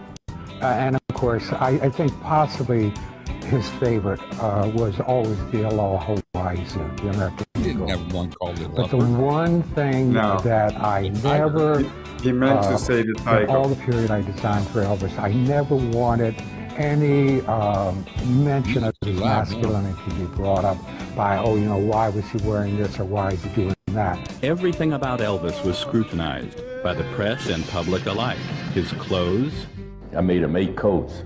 In 1970, in the Superfly time, you know, all the movies, the Flash movie, like all that stuff with the mink collars, the pink coat with the mink, and different things like that. His cars. You want red, you want green, you want blue, and of course he gave every one of them an Eldorado convertible for Christmas. His friends, and even the evolution of the famous Presley Pompadour. The whole town was ablaze. Elvis was in town. There's no way to describe it. I'd follow Elvis in, or he'd follow me in when we were at the International then. I was back in the late 60s. It was great fun, because I'd tell him to book me either before Elvis or after Elvis, because I wanted to, you know, I'd go down a couple of days early and hang out. Because hanging out with them, man, it was tough on you. Because they'd stay up all night and sleep all day. Sometimes we'd sing all night, way up into the next day. And he loved it. He would sit down and play some piano. He'd hang out until he got bored with it, and then he'd just go to bed, but the party would just go right on, you know. So we'd watch the sun come up there on the 30th floor. Beautiful, those mountains back there, you know. The last show would start at midnight. It was supposed to break at 1:30. I guarantee you that show never broke at 1:30. It would go to 2, 2:15, 2:20. In Vegas, you know, when you do a show there, the casino wants you to only do a short show, because the shorter the show, the faster people are out and gamble. They want to bring people in, see the show, get out and gamble. Many nights he'd say, oh, let's crank these guys up. Let's do an hour. Let's do an hour and 15, you know, because they want the people out there gambling, you know. And he'd do it just to spite it. hey, these people came to see a concert, and if we're going to give a good one, hello, let's do it. Spain. Welcome. It's tough working with Elvis because he changed songs right in the middle and go a different direction with it, but they were so great they could follow him no matter what he did. One night he called out Blueberry Hill, and so I looked at Joe Garcio and I said, what key? He said, we don't do that. He loved to see if he could fool us. He started songs that we'd never played before on stage. It was never a set show in those days. He would just want to pull a tune out, he would pull a tune out and sing it, and it was great because everybody behind him was immediate group, and that was Ronnie and the rhythm section. He'd say, so-and-so, and they'd turn on and they'd start. Well, you can say that to 5 guys. I'm sitting up there with 32. And of course, Tut and all those guys they knew the drill. And when you got a drummer like Ronnie Tut and a bass player like Jerry Sheff, which is like having a locomotive behind you, you just hang on and play. You never knew what he would do, and in how that related to music was the fact that he would make movements and things like that, and he expected me to be watching him at all times. The only time he'd ever get upset with me in any way at all would be the fact that if he'd do something and I was looking away and didn't see it, he'd turn around and playfully grab his scarf, So it was always a scuffle. Let's do this, and bam, and I'd stop and they would start. Drove Joe Garcio nuts. He just didn't know what to do. I mean, sometimes he'd have to stop the orchestra and then he'd have to phone him in at certain times. Suddenly I'd say, here we go, guys, bar 12, and I'd bring him in, and bar 12 would be locked in. And first couple times I did that, he really turned around and acknowledged it because, we didn't leave him out in the desert. We just jumped in the pool. A little late, but we jumped in the pool.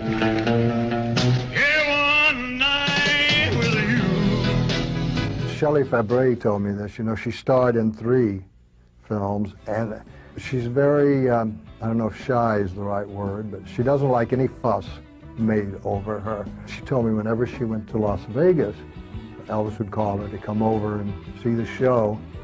She would say, oh, yes, I want to see the show, but don't make any fuss. You have to promise me you won't introduce me or call any attention. I just want to sit at the table and enjoy the show. And he said, I promise. And every time the lights would come up and shoot right down on Shelley, and she would have to stay. She would just die 1,000 deaths. When the lights went down, they stuck Liberace at the side of us, and he was just in awe of Elvis. Yeah, he stood there and he's going, oh, he's so beautiful. Oh, man, he's so beautiful. So when the show's almost over, somebody comes up and says, Lee, you have to go. Your show is going to start. He said, don't worry about a thing. I'm watching Elvis. My people will wait. That's what he said. And he loved Elvis. I was sitting in the audience, and he said, Glenn, he said, Campbell, I understand you're trying to do me down here. And I said, yeah, I'm doing you. I'm not trying to do you. And he shot back with something else. He said, well, you better stop doing me, or I'm going to get the boys after you. And I laughed. I said, well, if I'm going to do you in the future, I'm going to have to gain some weight. And the audience booed me. It was just an instant boo.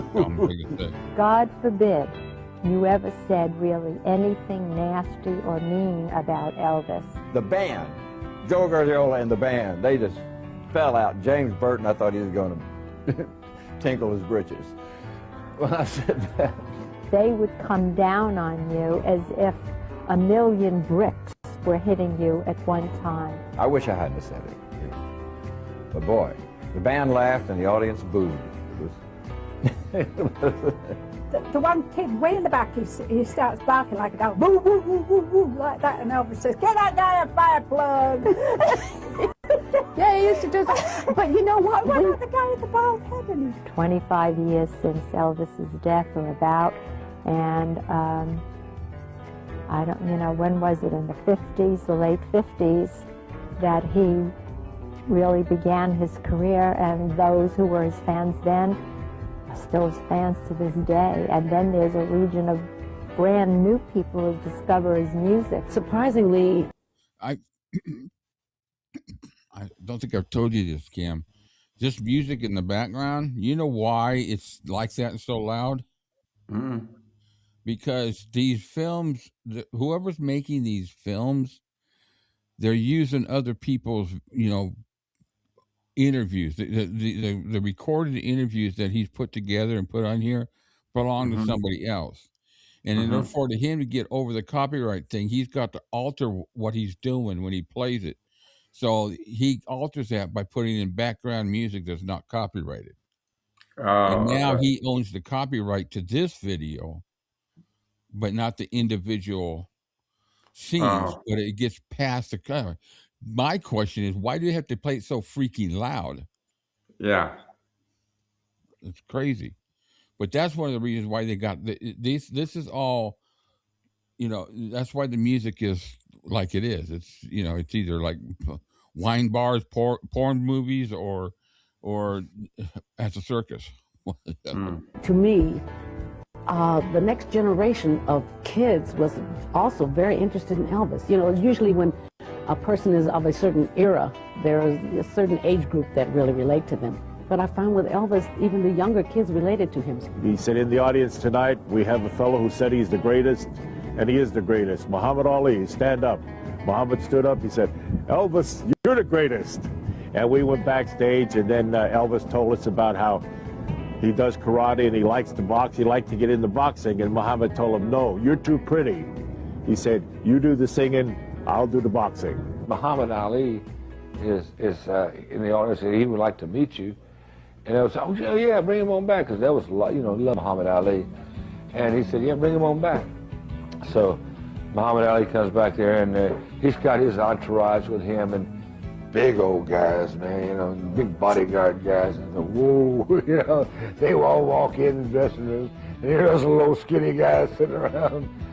So Elvis and Muhammad Ali sitting at the table. So all of a sudden, Elvis stands up, Muhammad Ali stands up. And we're all looking like, what is going on? So Elvis goes into a karate stance. Muhammad Ali goes into a boxing stance. Because Elvis loved karate, as you know. He was into it very deeply, and he was an 8th degree black belt. And Muhammad Ali took a stance, and Elvis just swept his feet out from under him with one leg. It happened that fast. And then, but Muhammad Ali sit on the floor and looked at Elvis and started laughing, and Elvis started laughing, so we all started laughing. Las Vegas emerged as a productive environment for Elvis and his associates, serving as a venue where they could generate substantial income while also enjoying leisure time alongside some of the most renowned and skilled performers of their era. However, the atmosphere in the city of sin was not solely characterized by enjoyment. The negative aspects of celebrity began to emerge in the oasis, which Elvis now considered his home away from home. Well, a couple of years into playing Vegas, my wife got a phone call from a guy, and he says, I've been trying to reach Joe. And she says, who is this? And he wouldn't say his name. He says, I need to get a hold of him. I need to tell him somebody is out to kill Elvis. I'm going to tell you something. That was hairy. It really was, because the FBI came in on it. They had the police or the FBI go to my house waiting for the phone call from this person to see if they can get more information. Well, the guy never called back. We got in the mail over there for the dinner show. They had these menus, and on the front of the menus at that time, they had the performer that was in the main room at the time. They had them on the front, like they had Elvis on the front of the menu. There was a picture of Elvis with a drawing of a gun shooting at his head. Elvis thought about it, and he said, these people came, they paid good money to see me, and if something's going to happen, it's going to happen.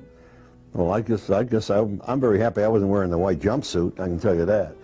There was FBI guys in the audience for about 3 days. We had two guys with us, and Yeah, one of those them, two. remember the guy who pushed Mrs. Kennedy back into the car? He was sat at our table. Youngblood, I think his name was. It was he was a sat good one. with He us was sat with with us. another guy, and I really believe that Elvis put him there to look after us But because yeah. he was that way. We were scared, and Elvis called us in before we went down to the show, me and Jerry and Red, and started crying. Said, I haven't done anything to anybody. to have him want to kill me.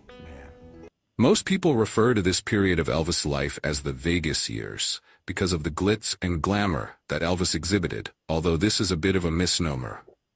On February 27, 1970, Elvis began a 6-show engagement at the Houston Astrodome.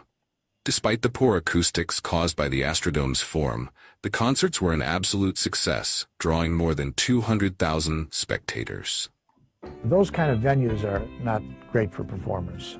He wasn't too happy with it because the audience was too far away. We had so much slapback that you couldn't listen to. You had to really pay attention to what was going on and listen to each other. Elvis once again demonstrated his genuine personality and unwavering devotion to everyone around him during this engagement. There was a message sent to leave the black girls. They didn't need the black girls, and so Elvis responded, well, if they don't come, I don't come. Well, when Colonel signed to do Madison Square Garden, Elvis was a little concerned because New York's are famous for tough audiences, like, you know, and I remember Tom Hewlett and Jerry Weintraub saying, Elvis, don't worry about it. New York's going to love you. Elvis, you're the biggest star in the world. They're going to not like you, they're going to love you. He said, you're going to have trouble selling shows in New York City. I said, no, I'm not. We ended up, I think, playing 10 shows. You have to look it up. I think it was 10 shows the first time. 10 shows, that's 200,000 people. You didn't do 10 shows there. 200,000. Hello? No. He did what, 4 shows, 5 shows? 5. Yeah, he didn't do 10 shows. 1,000 people. They came and slept outside Madison Square Garden for 2 weeks to get tickets. They slept, they brought beds, they brought cots, they brought bedrolls. It was amazing. It was absolutely amazing. Oh, New York brought him in. And when New York wants you, they want you. You know, New York has got... There'd be a row of people coming up to the stage, and he'd always have his scarf. And it was almost, to me, I would look at it. He wouldn't want me to say it, but I'm going to say it anyway because it's not something he ever wanted to be perceived as. But it was almost as if he was like blessing each person. You know, he'd take the scarf off, wrap it around their neck, kiss them. They'd hold their hand, they'd try and pull his rings off. You know, his hands would be all really swollen, and a lot of times afterwards he'd want me to take his rings off and pat him down, and I couldn't get his rings off because his hands were so swollen sometimes and so scratched. Elvis gave a live show from Hawaii on January 14th, 1973. I'd just like to say before anything else that it's a great privilege to do this satellite program, and I'm going to do my best, and all the people that work with me, to do a good show, which is pure, you know, entertainment. No messages and no this and that, just to try to make people happy for that 1 hour that he comes across. If we do that, well, then I think I've done a job. The presentation was aired live by satellite and watched by an audience of over 1 billion people, or 1/4 of the world's population. Aloha from Hawaii. I said to the band before we started, I said, this is the first time any show has gone on television all over the world. I said, we're all first on it. That was a great moment. It was very well thought out. It was very well planned out. And it was very strategic in the sense that we'd only have one take at things. So he had to feel comfortable in the songs that he was doing were the right songs for it. So we did a lot of actual timing and rehearsing for it. Well, the people, the Hawaiian people, I guess he had done a couple of motion pictures there. They were just, the audience was just phenomenal. But the thrill of being the first, you know, I drop a downbeat, and it's the first time you drop a downbeat, and it's going all over the world on television. You know, that's a first. I mean, that's a big time first. When we went to do the Aloha from Hawaii show, he told the Colonel, said, let's give everybody in the show a week vacation in Hawaii. And they did. He gave all the people that were on tour with us a week's vacation on him and the Colonel. Despite being one of the most successful individuals globally for the majority of his life, wealth and power did not serve as the primary motivators for Elvis's ambition. His focus lay more on the impact he could have on those around him. By the 1970s, his generosity towards friends, family, and even complete strangers had reached legendary status. At Graceland, there's a trophy room. You can literally spend hours upon hours in that room looking at plaques from, you can't count the Little League teams the guy sponsored. No. Or, the thank you letters from people whose lives he touched. He would like, for shock value, to give things away to different people. Another lady was over there once window shopping for a Cadillac. Elvis asked her, he said, you guys buying a new car? And they said, oh, so no, Mr. Presley, we're just looking. He said, well, if you could buy a new car, which one would you get? She said, well, we get that one right over there. And Elvis told the salesman, put it on my tab. He said, Merry Christmas. Gave her a brand new Cadillac, a total stranger. Gee, Elvis, that's a cute table. He'd say, hey, Joe Esposito, put that in Mrs. Farrah's car. I'd say, no, Elvis, I don't want that. Yeah, you want that. Put that. I'd say, no. So I'd say, Joe, So I was afraid to say anything was nice because he'd give it to me. He says, what the hell are you going to Bangkok for? I said, well, all my life I've wanted a blue star sapphire ring, and I'm going over and get one. I hear they have some beauties over there. He said, did you ever see a real good one? I said, yeah, I've seen it, boy. And he looked, and he dug in one of his little cases there and pulled this ring out and says, what do you think of that one? I said, oh my God, it is beautiful. He says, it fit? Yeah, it fits. He said, keep it, it's yours. Hell, I can't take that ring. He said, the hell you can't. You just told me you wanted one. I give it to you. Wear it. And then the time Elvis is in Colorado and newscaster comes on, the 10 o'clock guy says, well, Elvis is in Denver this weekend, and he gave away 3 brand new automobiles to Denver police officers. Hey, Elvis, if you're watching, I could use a brand new car. I'm driving an old Volkswagen. Elvis called his road manager, Joe Esposito, said, Joe, get him a car. Joe ran around like crazy. When the guy got off the air, sitting right in front of the television studio, was a brand new automobile. The guy about fell out. My daughter still has his top of his pajama suit. She still has it, and it has Elvis on it. So we said, gee, those are cute pajamas. You can meet the public in those. That's the time they were. And he said, oh, here, take it. He said, can't take the bottoms off, but you can have the top. So that's one thing I took. She always wanted this ring, and she was afraid her husband would get upset if she bought it. And he said, go and box it up and give it to her. And he said, you really? He said, do it. So he did. Took her to the lady, and she said, what's this? And he said, that gentleman over there, Mr. Presley, would like Jack for you to have this ring. And she got very emotional, and she said, no, you can't do this. And he said, anybody that wants something that bad should have it. Elvis loved to do more than anything in the world is perform live on stage. And that's how he started, playing little clubs and little dates and stuff like that. I mean, recording sessions were fun, but it's not the same feel you get from the audience. And any entertainer that's a performer in front of a live audience will tell you there's nothing, no feeling in the world like it, and Elvis has said it many times. You feel the love from the audience, you feel electricity, it makes you come alive, and that's why he said that's his favorite thing to do, and that's why he would always do it. Elvis was like an Air Force. He had 4 planes. The Colonel had a plane, Elvis had a plane, the band had a plane, and the crew had a plane. And then all the sound guys and all the concession guys were in semi-trucks and buses and stuff. So when we hit a town, it was like you knew Elvis had come to town because the Air Force had landed, You had the bootleggers moving. Everybody and their uncle was moving along. There was a lot of people moving all at once.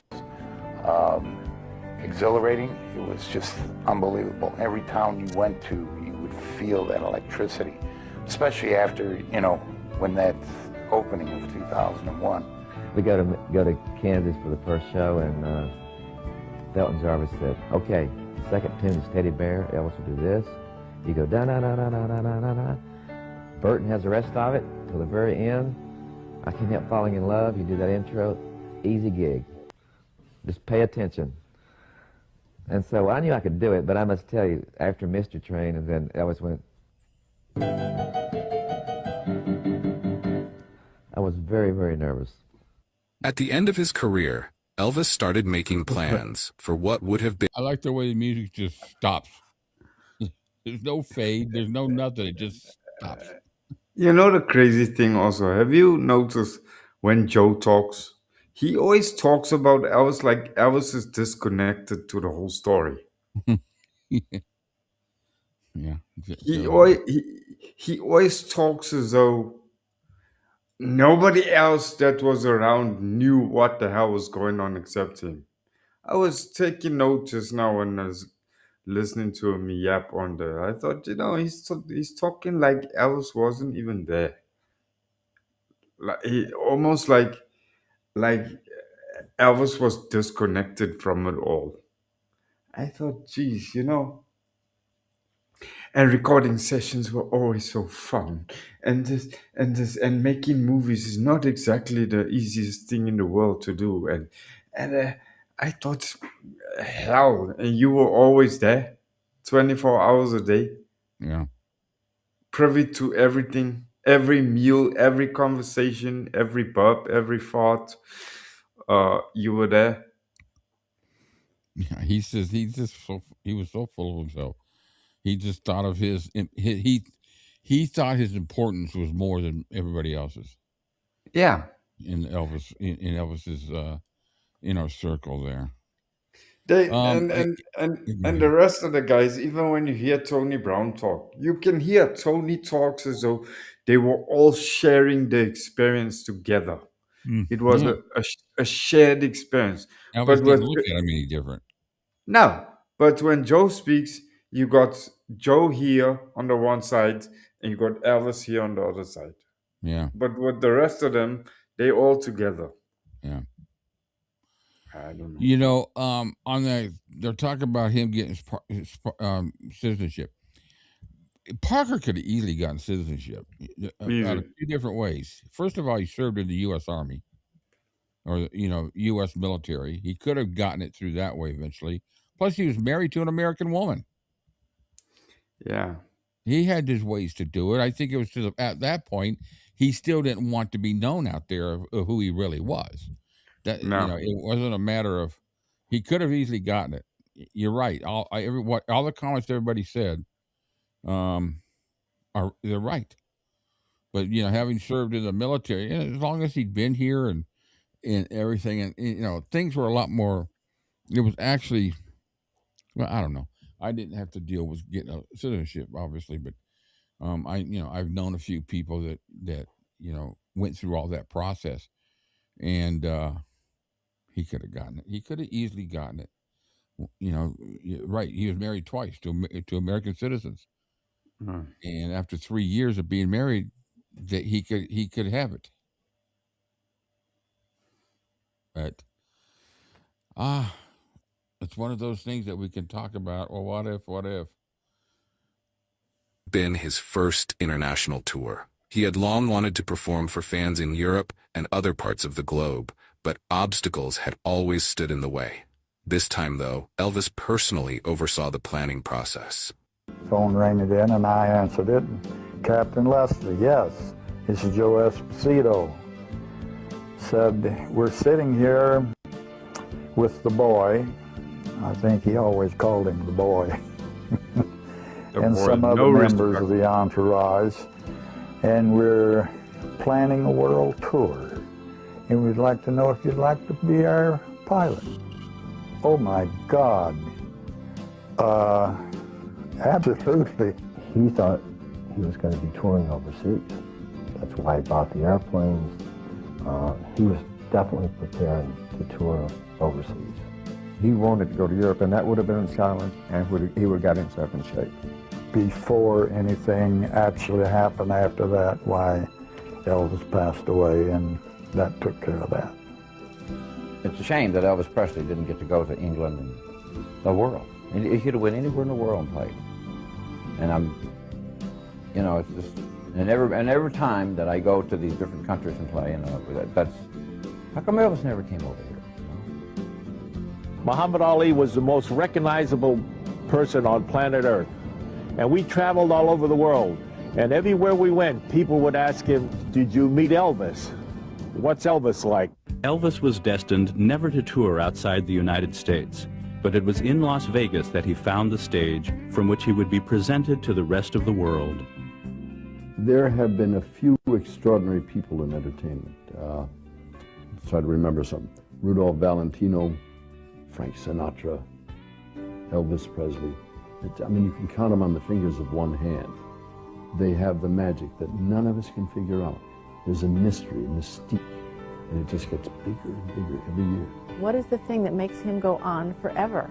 Is it that he died so young? Is it that he was he must have touched somebody somewhere. I mean, it's touched everybody, everywhere. I don't know. That man was a wonderful, wonderful man, and if something went wrong later on in his life, we don't know what happened with it, but he was not with us. He was wonderful with us. We call him our treasured friend. He is. At the heart of it all was a person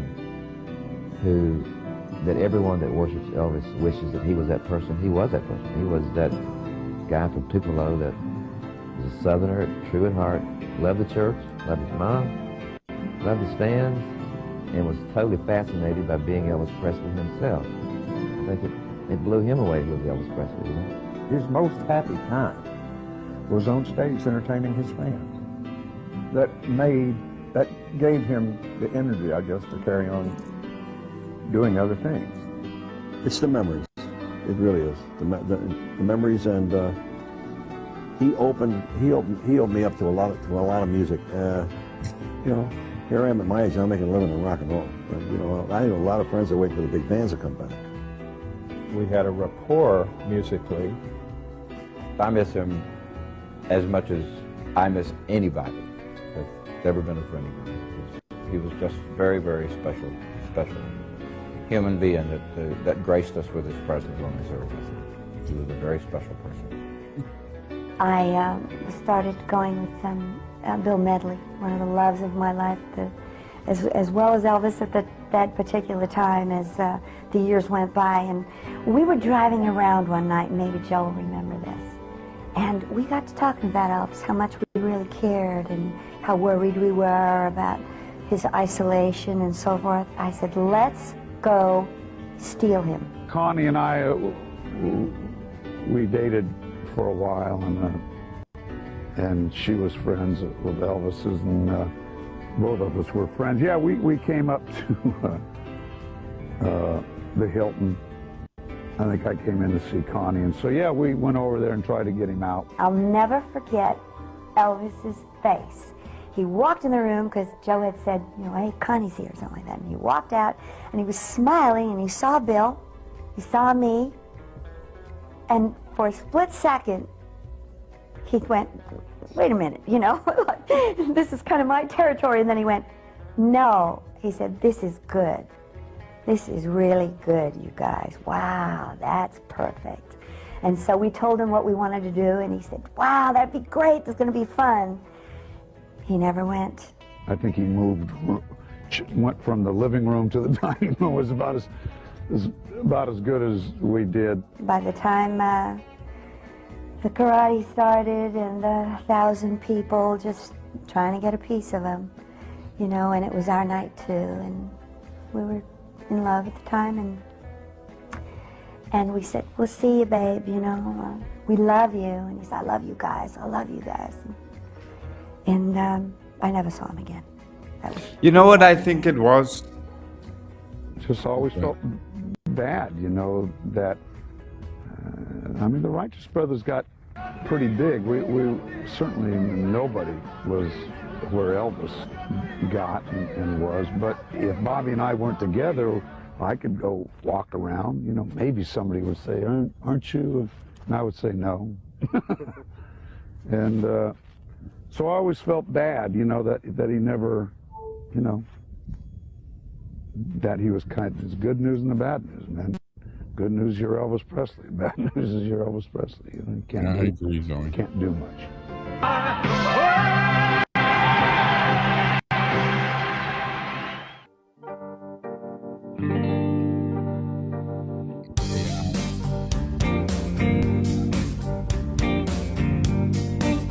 just the whole AI, the narrator's AI voice. Yeah.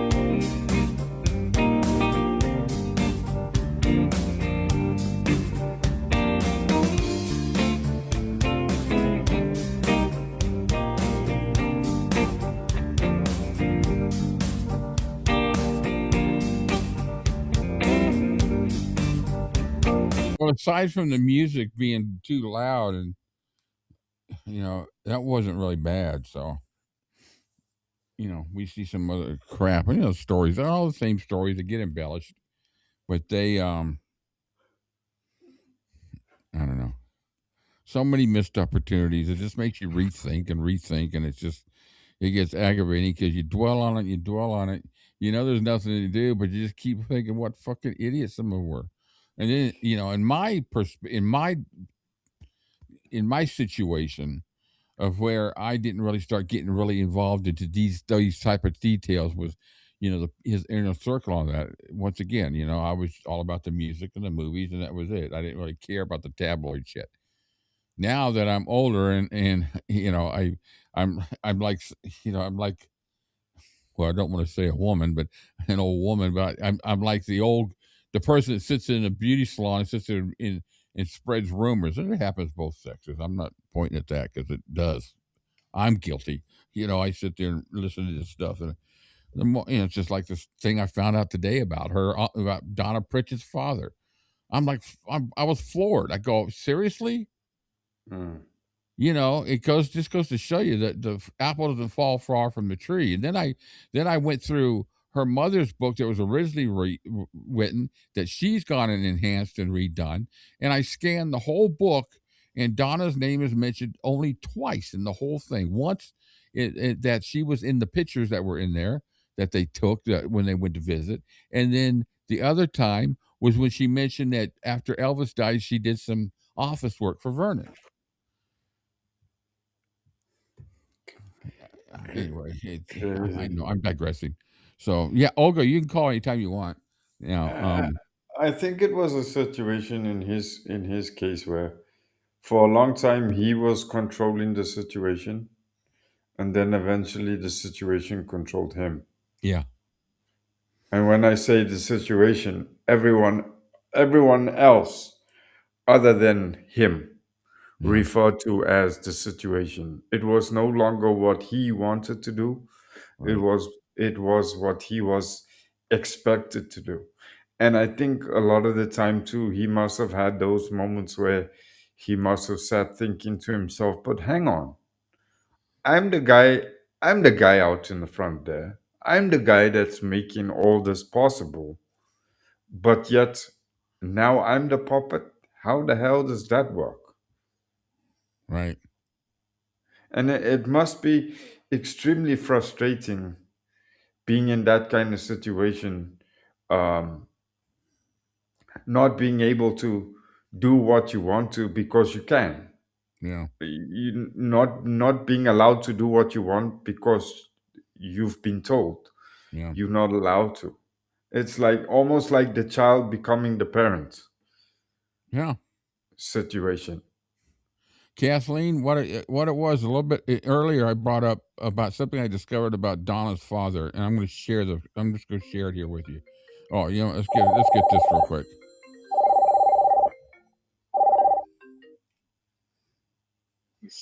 Hey, Olga. Hey, Elvis-A-Z, Rick and Cam. Hey. You're having a good time. Oh my God, yes. I'm finally done with work and I'm freaking happy. Yeah, you sound like you're happy. Oh gosh, yes. I've been drinking peach vodka and got them from the tanning booth.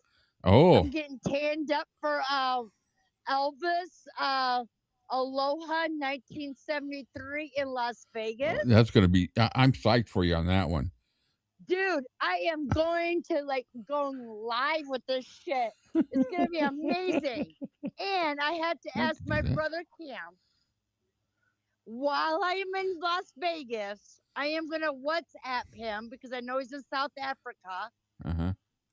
And he can't always go in time with us. Right. So I am going to do and feature with Cam, my brother, from another mother. I'm gonna tape it, and go live with him, so he can actually see the stage. Awesome, dude. Wow. Dude, I am gonna go on that stage and cry and pray to Holy Rosie Mary.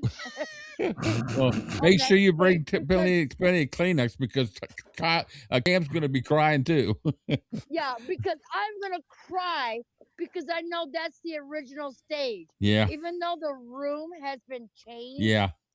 And upgraded, they have to do that. Oh, they do that. Standard is every 7 years they do a remodel. Yes, but that stage is still is Elvis's stage. Yeah. Man, the 80s bands I rocked to, like Cinderella and shit. Everybody posts Elvis was on this fucking stage. I'm sorry for my explicit language, but I don't give a shit. We're going to fucking Vegas, baby. Elvis-A-Z. Yes, cool. I'm excited. I'm excited. It's gonna be fun. It's gonna be. It's gonna be just like Elvis Week all over again. Oh my God. 10 times fold. Okay, so listen to this. You're gonna get psyched about this, and I get more and more psyched about this whole journey that I'm on. Right. So, like I said, oh yeah, Olga doesn't know. She wasn't on the live when we spoke about it. Oh, she knows about it. She's been making comments on it and everything. She knows about it. Yeah, she heard it. You're on a good journey, my friend. That's all right. Cool. So this is, so I think about it, and you got, between you and everybody else, everybody, I haven't gotten one negative comment. I got one dislike, but I think I knew who. I won't mention the unmentionable, but anyway. We don't have to go there. No, we don't have to go there. So I'm sitting here reading these comments, and it gives me more and more incentive and drive to get this done, because the comment I made to Cam, and I think I've made it to somebody else. I think I made the comment too, maybe on the radio show. I made the comment. Can you imagine what's going to happen to Memphis if we get a group of us from this community out there to tear Memphis apart? I'm not literally, but to be there and just have some fun as a group and all see each other physically face to face and hanging out and doing the stuff and doing live streams, doing regular live streams. You got the fucking Motor City behind you. I work for General Motors. I'm from the Motor City. I was born in this state. I lived on the East Coast of the United States. I'm an air-based brat. I got it all fucking covered. Fuck them. I that's why I got to get Cam out there, and I've already figured that all out. So it's not. We got 20 months, so I got plenty of time to get some money aside to be able to get his ticket out here. We'll know what, you keep doing what you're doing, and I'll come up on the back end. I'm always gonna help my people, dude. I got different. I don't know how I'm going to handle that, but I do know that if I'm setting a little bit of money aside every month myself, is a very small amount, I'll have enough to pay for his airline ticket. And then we could do other things there, and all. I'm psyched about it. I think, I want to get Cam there. And then I'm sitting there telling Cam, make sure we get your passport. Make sure you get your passport. And then I turned to him. And then has to get passports. He has to get a passports and clearance for the U.S. Well, I turned to Cam. I said, once he lands on U.S. soil, we got Cam. Yeah, we got Cam. We got him. And I told Cam, I said, Cam, I need to get mine too. And I was like, wait a minute, I live in the freaking country. I don't need to go get a freaking passport to drive 6 hours from my house. No, you don't. But whatever that Cam needs, we will figure it out. Yeah. And, so we got a team together to make this work. Oh no, I'm not taking donations for Cam's ticket right now. No. When we get to the point where we think we need a little bit more, then I'll do that. But I'm going to work on that. Well, that's what I'm saying. Rick. Whatever you don't have, I work for UAW. And that's something we stand for, is helping people get here. Yeah. How much better than Elvis Presley bought fucking Cadillacs and I work for the company that made Cadillacs, and I can put that on my website at work, and we will get Cam here. Absolutely. Yeah, Tupelo's on my way, Vangelo, driving to Memphis. It's a 6-hour drive for me to go to Memphis. And I Tupelo. was waiting to call. I was like, I've been dying to call in because now I can be focused. I'm not working like 12, 13 hours, 23 days straight. But hey, we'll get Cam the fuck here. Yeah. If he's coming to America, he's going to fucking Memphis. Awesome. Well, we're going to do it. And you know what's exciting is I'm seeing other people putting together their own journeys and what they're going to do to get there and have us all meet there. So, I'm going in 2027. I told you that a long time ago. Yeah. Yeah. Yeah. And I'm always, and I'll be willing, because I have been to all those places many, many times. Yeah. I'm willing to drive. I'm going to drive down because I got to have my car. Yeah. But I will take anybody where they want to go and help anybody out that comes outside of the U.S., you know, to go different places, because there's places that are like, to me, when I went to the freaking American Sound Studios, the family freaking dollar store. No, I know. And to me, my girlfriend's looking at me like, why are you hugging this ground? And I'm like, this is holy fucking music ground. They don't understand us Elvis people. We are crazy. We love Elvis. So Vangelo left a comment just now. So what my plan is for Cam to fly straight to me in Atlanta, and he'll ride up with us, and we'll stop at what it depends on what we plan, whether we can get everybody on a day trip down to Tupelo, and if we can't, then Tupelo's on the way. So we drive right through Tupelo. So, exactly. So I'll take Cam there then. But if we do a group thing too, then we'll just go back down there. It's a 2-hour drive from Memphis. It's not that far. Oh yes, it's very. Tupelo is so close to Memphis, but in 2027, because it's Elvis's 50th. Yeah. And I am going to be like in tears because I remember seeing that as a kid at 8 years old, watching that whole ceremony, and now that I'm a grown adult, seeing it this many years later, I'm going to be in awe. But whoever needs a ride, I will be local and available. Yeah. And the best place to book is the Holiday Inn. If you want to stay at Graceland, the guest house, it's like a 10-minute walk, less than that. Well, the other part of this whole deal is the fan club that we're creating.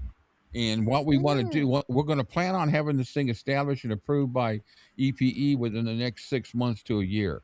Once we get that done, there's going to be a lot of opportunities for some perks for registered, authorized. There will be some perks, but they don't give that many discounts. To be honest with you, they don't. Even with the fan clubs, it's like, because when I went up there for the candlelight vigil, and you know who I actually hugged and gave a bow to was the Japanese people. I could not believe there was a Japanese Asian fan club. Yeah. And I said, I owe you guys a lot because you traveled so far. Yeah. So freaking far to be here tonight. They were the people that stood with the big pillars of lights. Yeah. So you could light your candle and walk up. Yeah. See, because that was my first experience on Candlelight Vigil. And I was telling my friend Deborah, I said, look at all these people that came halfway around the world for Elvis. Yeah. For Elvis. And I said, and nobody's really showing them any love. I respected them so much. That's great. Yeah. I had my lanyards on Elvis-A-Z. And I was trying to talk to them, but they didn't understand English. They were just still in their language. But you knew they were there for Elvis. Yeah. How amazing is that? Yeah. In a place that they never saw live. Well, not only that, it's just that Elvis broke the rule. He fucking crossed boundaries, political boundaries, international boundaries, whatever your heritage is. It didn't give a shit. People love Elvis. Yeah. And until you go to the vigil and actually see what's going on there Yeah. and look at it for what it really is, not the people that are around here, Right. which, yes, I'm good with that. But people travel so far. They saved every penny just to get there. And I have so much respect for the indigenous, off-centered people that can go there. Yeah. No, it's really it's really cool to see the international people that go through that place. What other place do that? I don't even think I mean, I'd be surprised if that many international Japan, people.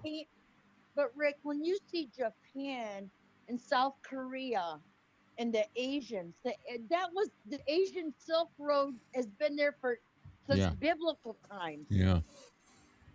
And these people stood there proudly with their torches so you could light their candle. Yeah, nice. And that was one thing I wanted to express when I came back from Memphis, but I was still trying to absorb everything that I saw. Yeah, the last time I went to Graceland, there was this family of, I believe they were Japanese. They may have been Korean. I can't really distinguish, but they were speaking, Asian, an English dialect.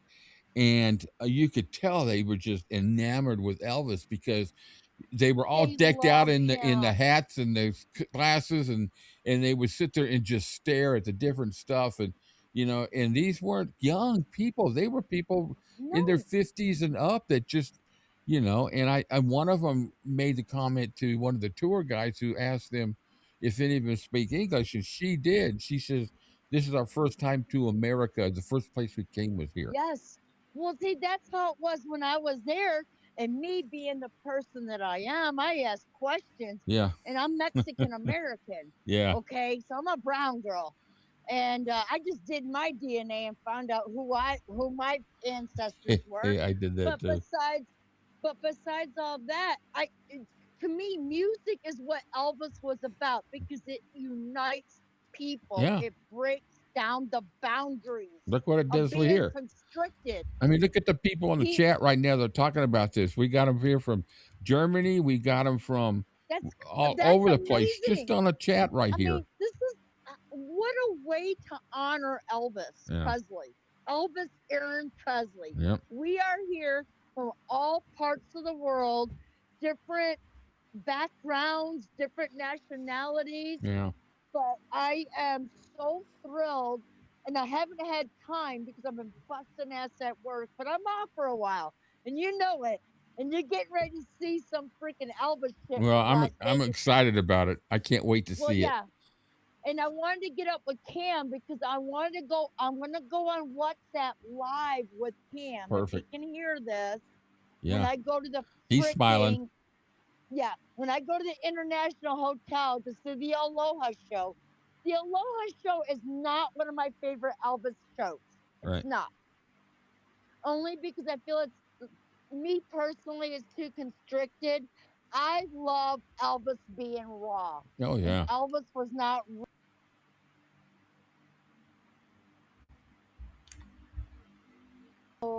apparent. It'll still be cool to see. But I'm gonna do this live with Cam. So if Cam is on board with that, and I know I'm in Michigan, and I have to go like 3 hours back in my time. So as soon as I land in Las Vegas, I'm gonna WhatsApp Cam. Okay. And let him know that I'm in Vegas. Figure out the time schedule because I want a video for Cam to see the international Hilton / Westgate stage for himself. Yeah, cool. That'll be cool. Yeah, and I'm going to do the same thing for whatever you send me, like we did for Elvis Week. Make little videos and all that. Send you the videos, and like I said, I'm planning on going to Elvis Week in 2027. I'm not doing 2026. 2026 is Las Vegas Elvis. Oh yeah. So on this trip, I'm going with my boss. So if she's not an Elvis fan, she's going to the show and all that. But I can't do the stuff that I want to do. Yeah. But I am going 2 more times in July. Very cool. October is my birthday. So we're gonna go fucking live and do everything. It's gonna be amazing. Cool. You guys are gonna have an amazing time, and whatever I can share with the community is, oh my God, yeah, I love it. Well, we look forward to it, and yes. All right, hey, thanks for calling in, man. You got us all excited here. Kept smiling. Well, Cam's just got this. To look forward to. Cam's got this huge smile on his face. Yeah. And Rick, I love you, and I love your dialogues and your logs on your weight loss channel. You're making me tear up, dear. Dude, I was crying earlier. I had to stop crying to call in. That's why I messaged, can I call in? Because I was in tears. I'm like, I am getting ready to do some shit that I've never done either. Right. You know, it's all new to me. But I want to share everything with everybody. Yeah. From Banjo Paul, CGA Songman, Vangello, Kathleen, Lori Beers. Well, Natalie. guess who else is going to be there? Who? My wife. Aww. She said she wants to drive us there. She wants to be part of it and everything. That's gonna be cool. Yeah. I will share everything. I'm open. Rick, you're here in the States. You can always get a hold of me. Yeah. Natalie, I see your message on the TV screen because I got Rick. I've got you guys at all my TV screens at the house. My brother, Elvis's house. Well, listen, my brother was born 1980. I was born 1968, so we're 12 years different. So they're trying to get, and they know I love Elvis. Yeah. And I posted a picture on my Facebook page today of all my little gifts that the nieces and nephews and my brother brought me. They bought me the Beatles, Ozzy Osbourne, and Elvis. I said, my family knows me. I love rock and roll, baby. Rock and roll fucking lives. Thank you to Elvis. We can't. There's nothing else we can do but have fun down there, over there. Damn right. All right. Damn right, Rick. We are rock and roll people from the north to the south to the east to the west. That's what Elvis wanted. Yeah. He would want this shit. He would want us to be happy and for people to unite. Yeah. Well, Olga, we all love you too. You're an awesome force for excitement, and just enjoy listening to you. And so I'll let you go. I'm excited. You make it even more excited. Now I got to get back and start playing again. I'm not going to take my nap tonight. All right. All right, dear. Feliz Navidad. Yes. Merry Christmas to everybody around the world. Muchos besos. Muchos besitos. I love you. I love you all. All right. You too. Bye-bye. He's a trip, man. He's a trip. All right. So, Kathleen, here's the deal. For those of you who came in late. So, I am going to do another thing on Miss Pritchett because every time I say that, I feel like it's a dirty word. I'm going to do another thing. So this is what I found, Kathleen. This is what I discussed. Let me share it here. Where's my screen? Get your ass moving, Rick. I'm working on it. All right. So here's. I'm just going to read this out. I cut this from. I did this from ChatGPT because they do a nice layout, but I also do other investigations to make sure because they're not always right. But this has been. There's a provenance for this. As proof. So, Miss Pritchett's father, after Elvis died, I'm just going to sum this up, went to Elvis's 1973 Stutz automobile, took out the remote control that controls the gate, and took it and auctioned it off after he died. And I got links here that go to the Julian's auctions that shows it. And I meant to get that together, but I got busy with everything else. So basically, the apple doesn't fall from the tree. You know, as soon as he dies, it's just like he's part of the what would you call it? The Graceland gang who went around just what do they call it? A home invasion. They just went through, started nabbing stuff because they knew they'd get money, and it makes me absolutely sick. And the stuff she's coming out with now is it's the same. We've all heard it all. And she always says she's authority on his death and authority on this, and she's an authority on that. The Pritchett never lived there, and didn't live there the way she says she did. So, anyways, that's what that was about, Kathleen, and that's a separate video. That's a separate stream. So the people that want to talk about it can. I just wanted to bring it up. Wow, we summed 2 hours and 20 minutes, man. We've covered a lot of shit here. Had some really interesting trivia questions about movies too. That was kind of. So we got the coffee date tomorrow. Let me just kind of what this next week's coming up, because I'm excited about what's coming up. I'm revamping some stuff, kind of cleaning up the pages, changing things around. I'm going to really get working on the. We've got a group together for the fan club. I've got a group together now. I've got volunteers. I wanted 5 people, and we're going to it's the committee to get to Graceland 50th anniversary. So we're going to all get to, easier when you got people with separate responsibilities. This isn't shit that you're going to be doing every day. It's just a matter of following up and stuff and seeing what it's going to take, and just maybe once a month for a while until we get within like 4 months of it.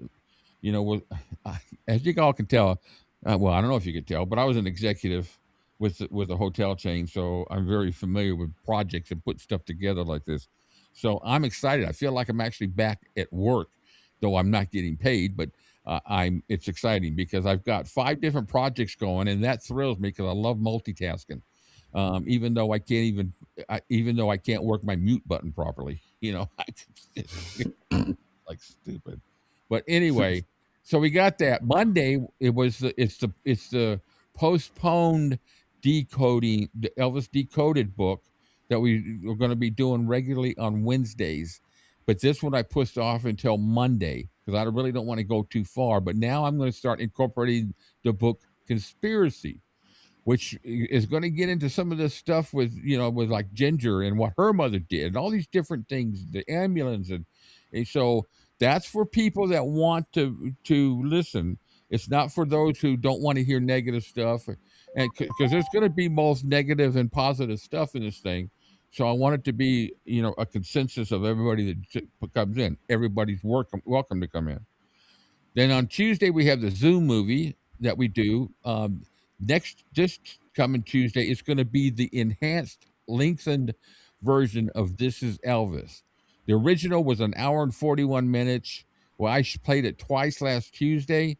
This one I'm only going to play once because it's just 6 hours of it during the day. I'll probably wind up freaking sleeping during the second one. But I haven't watched in a long time the enhanced version, and it's 2 hours and 20 minutes. So it's got an extra 40 minutes to it of video and concert and stuff like that. So that's Tuesday. Nothing on Wednesday because Decoded will pick back up the next week on January 7th after the New Year. And plus that's New Year's Eve. It's the same thing. I'm not going to.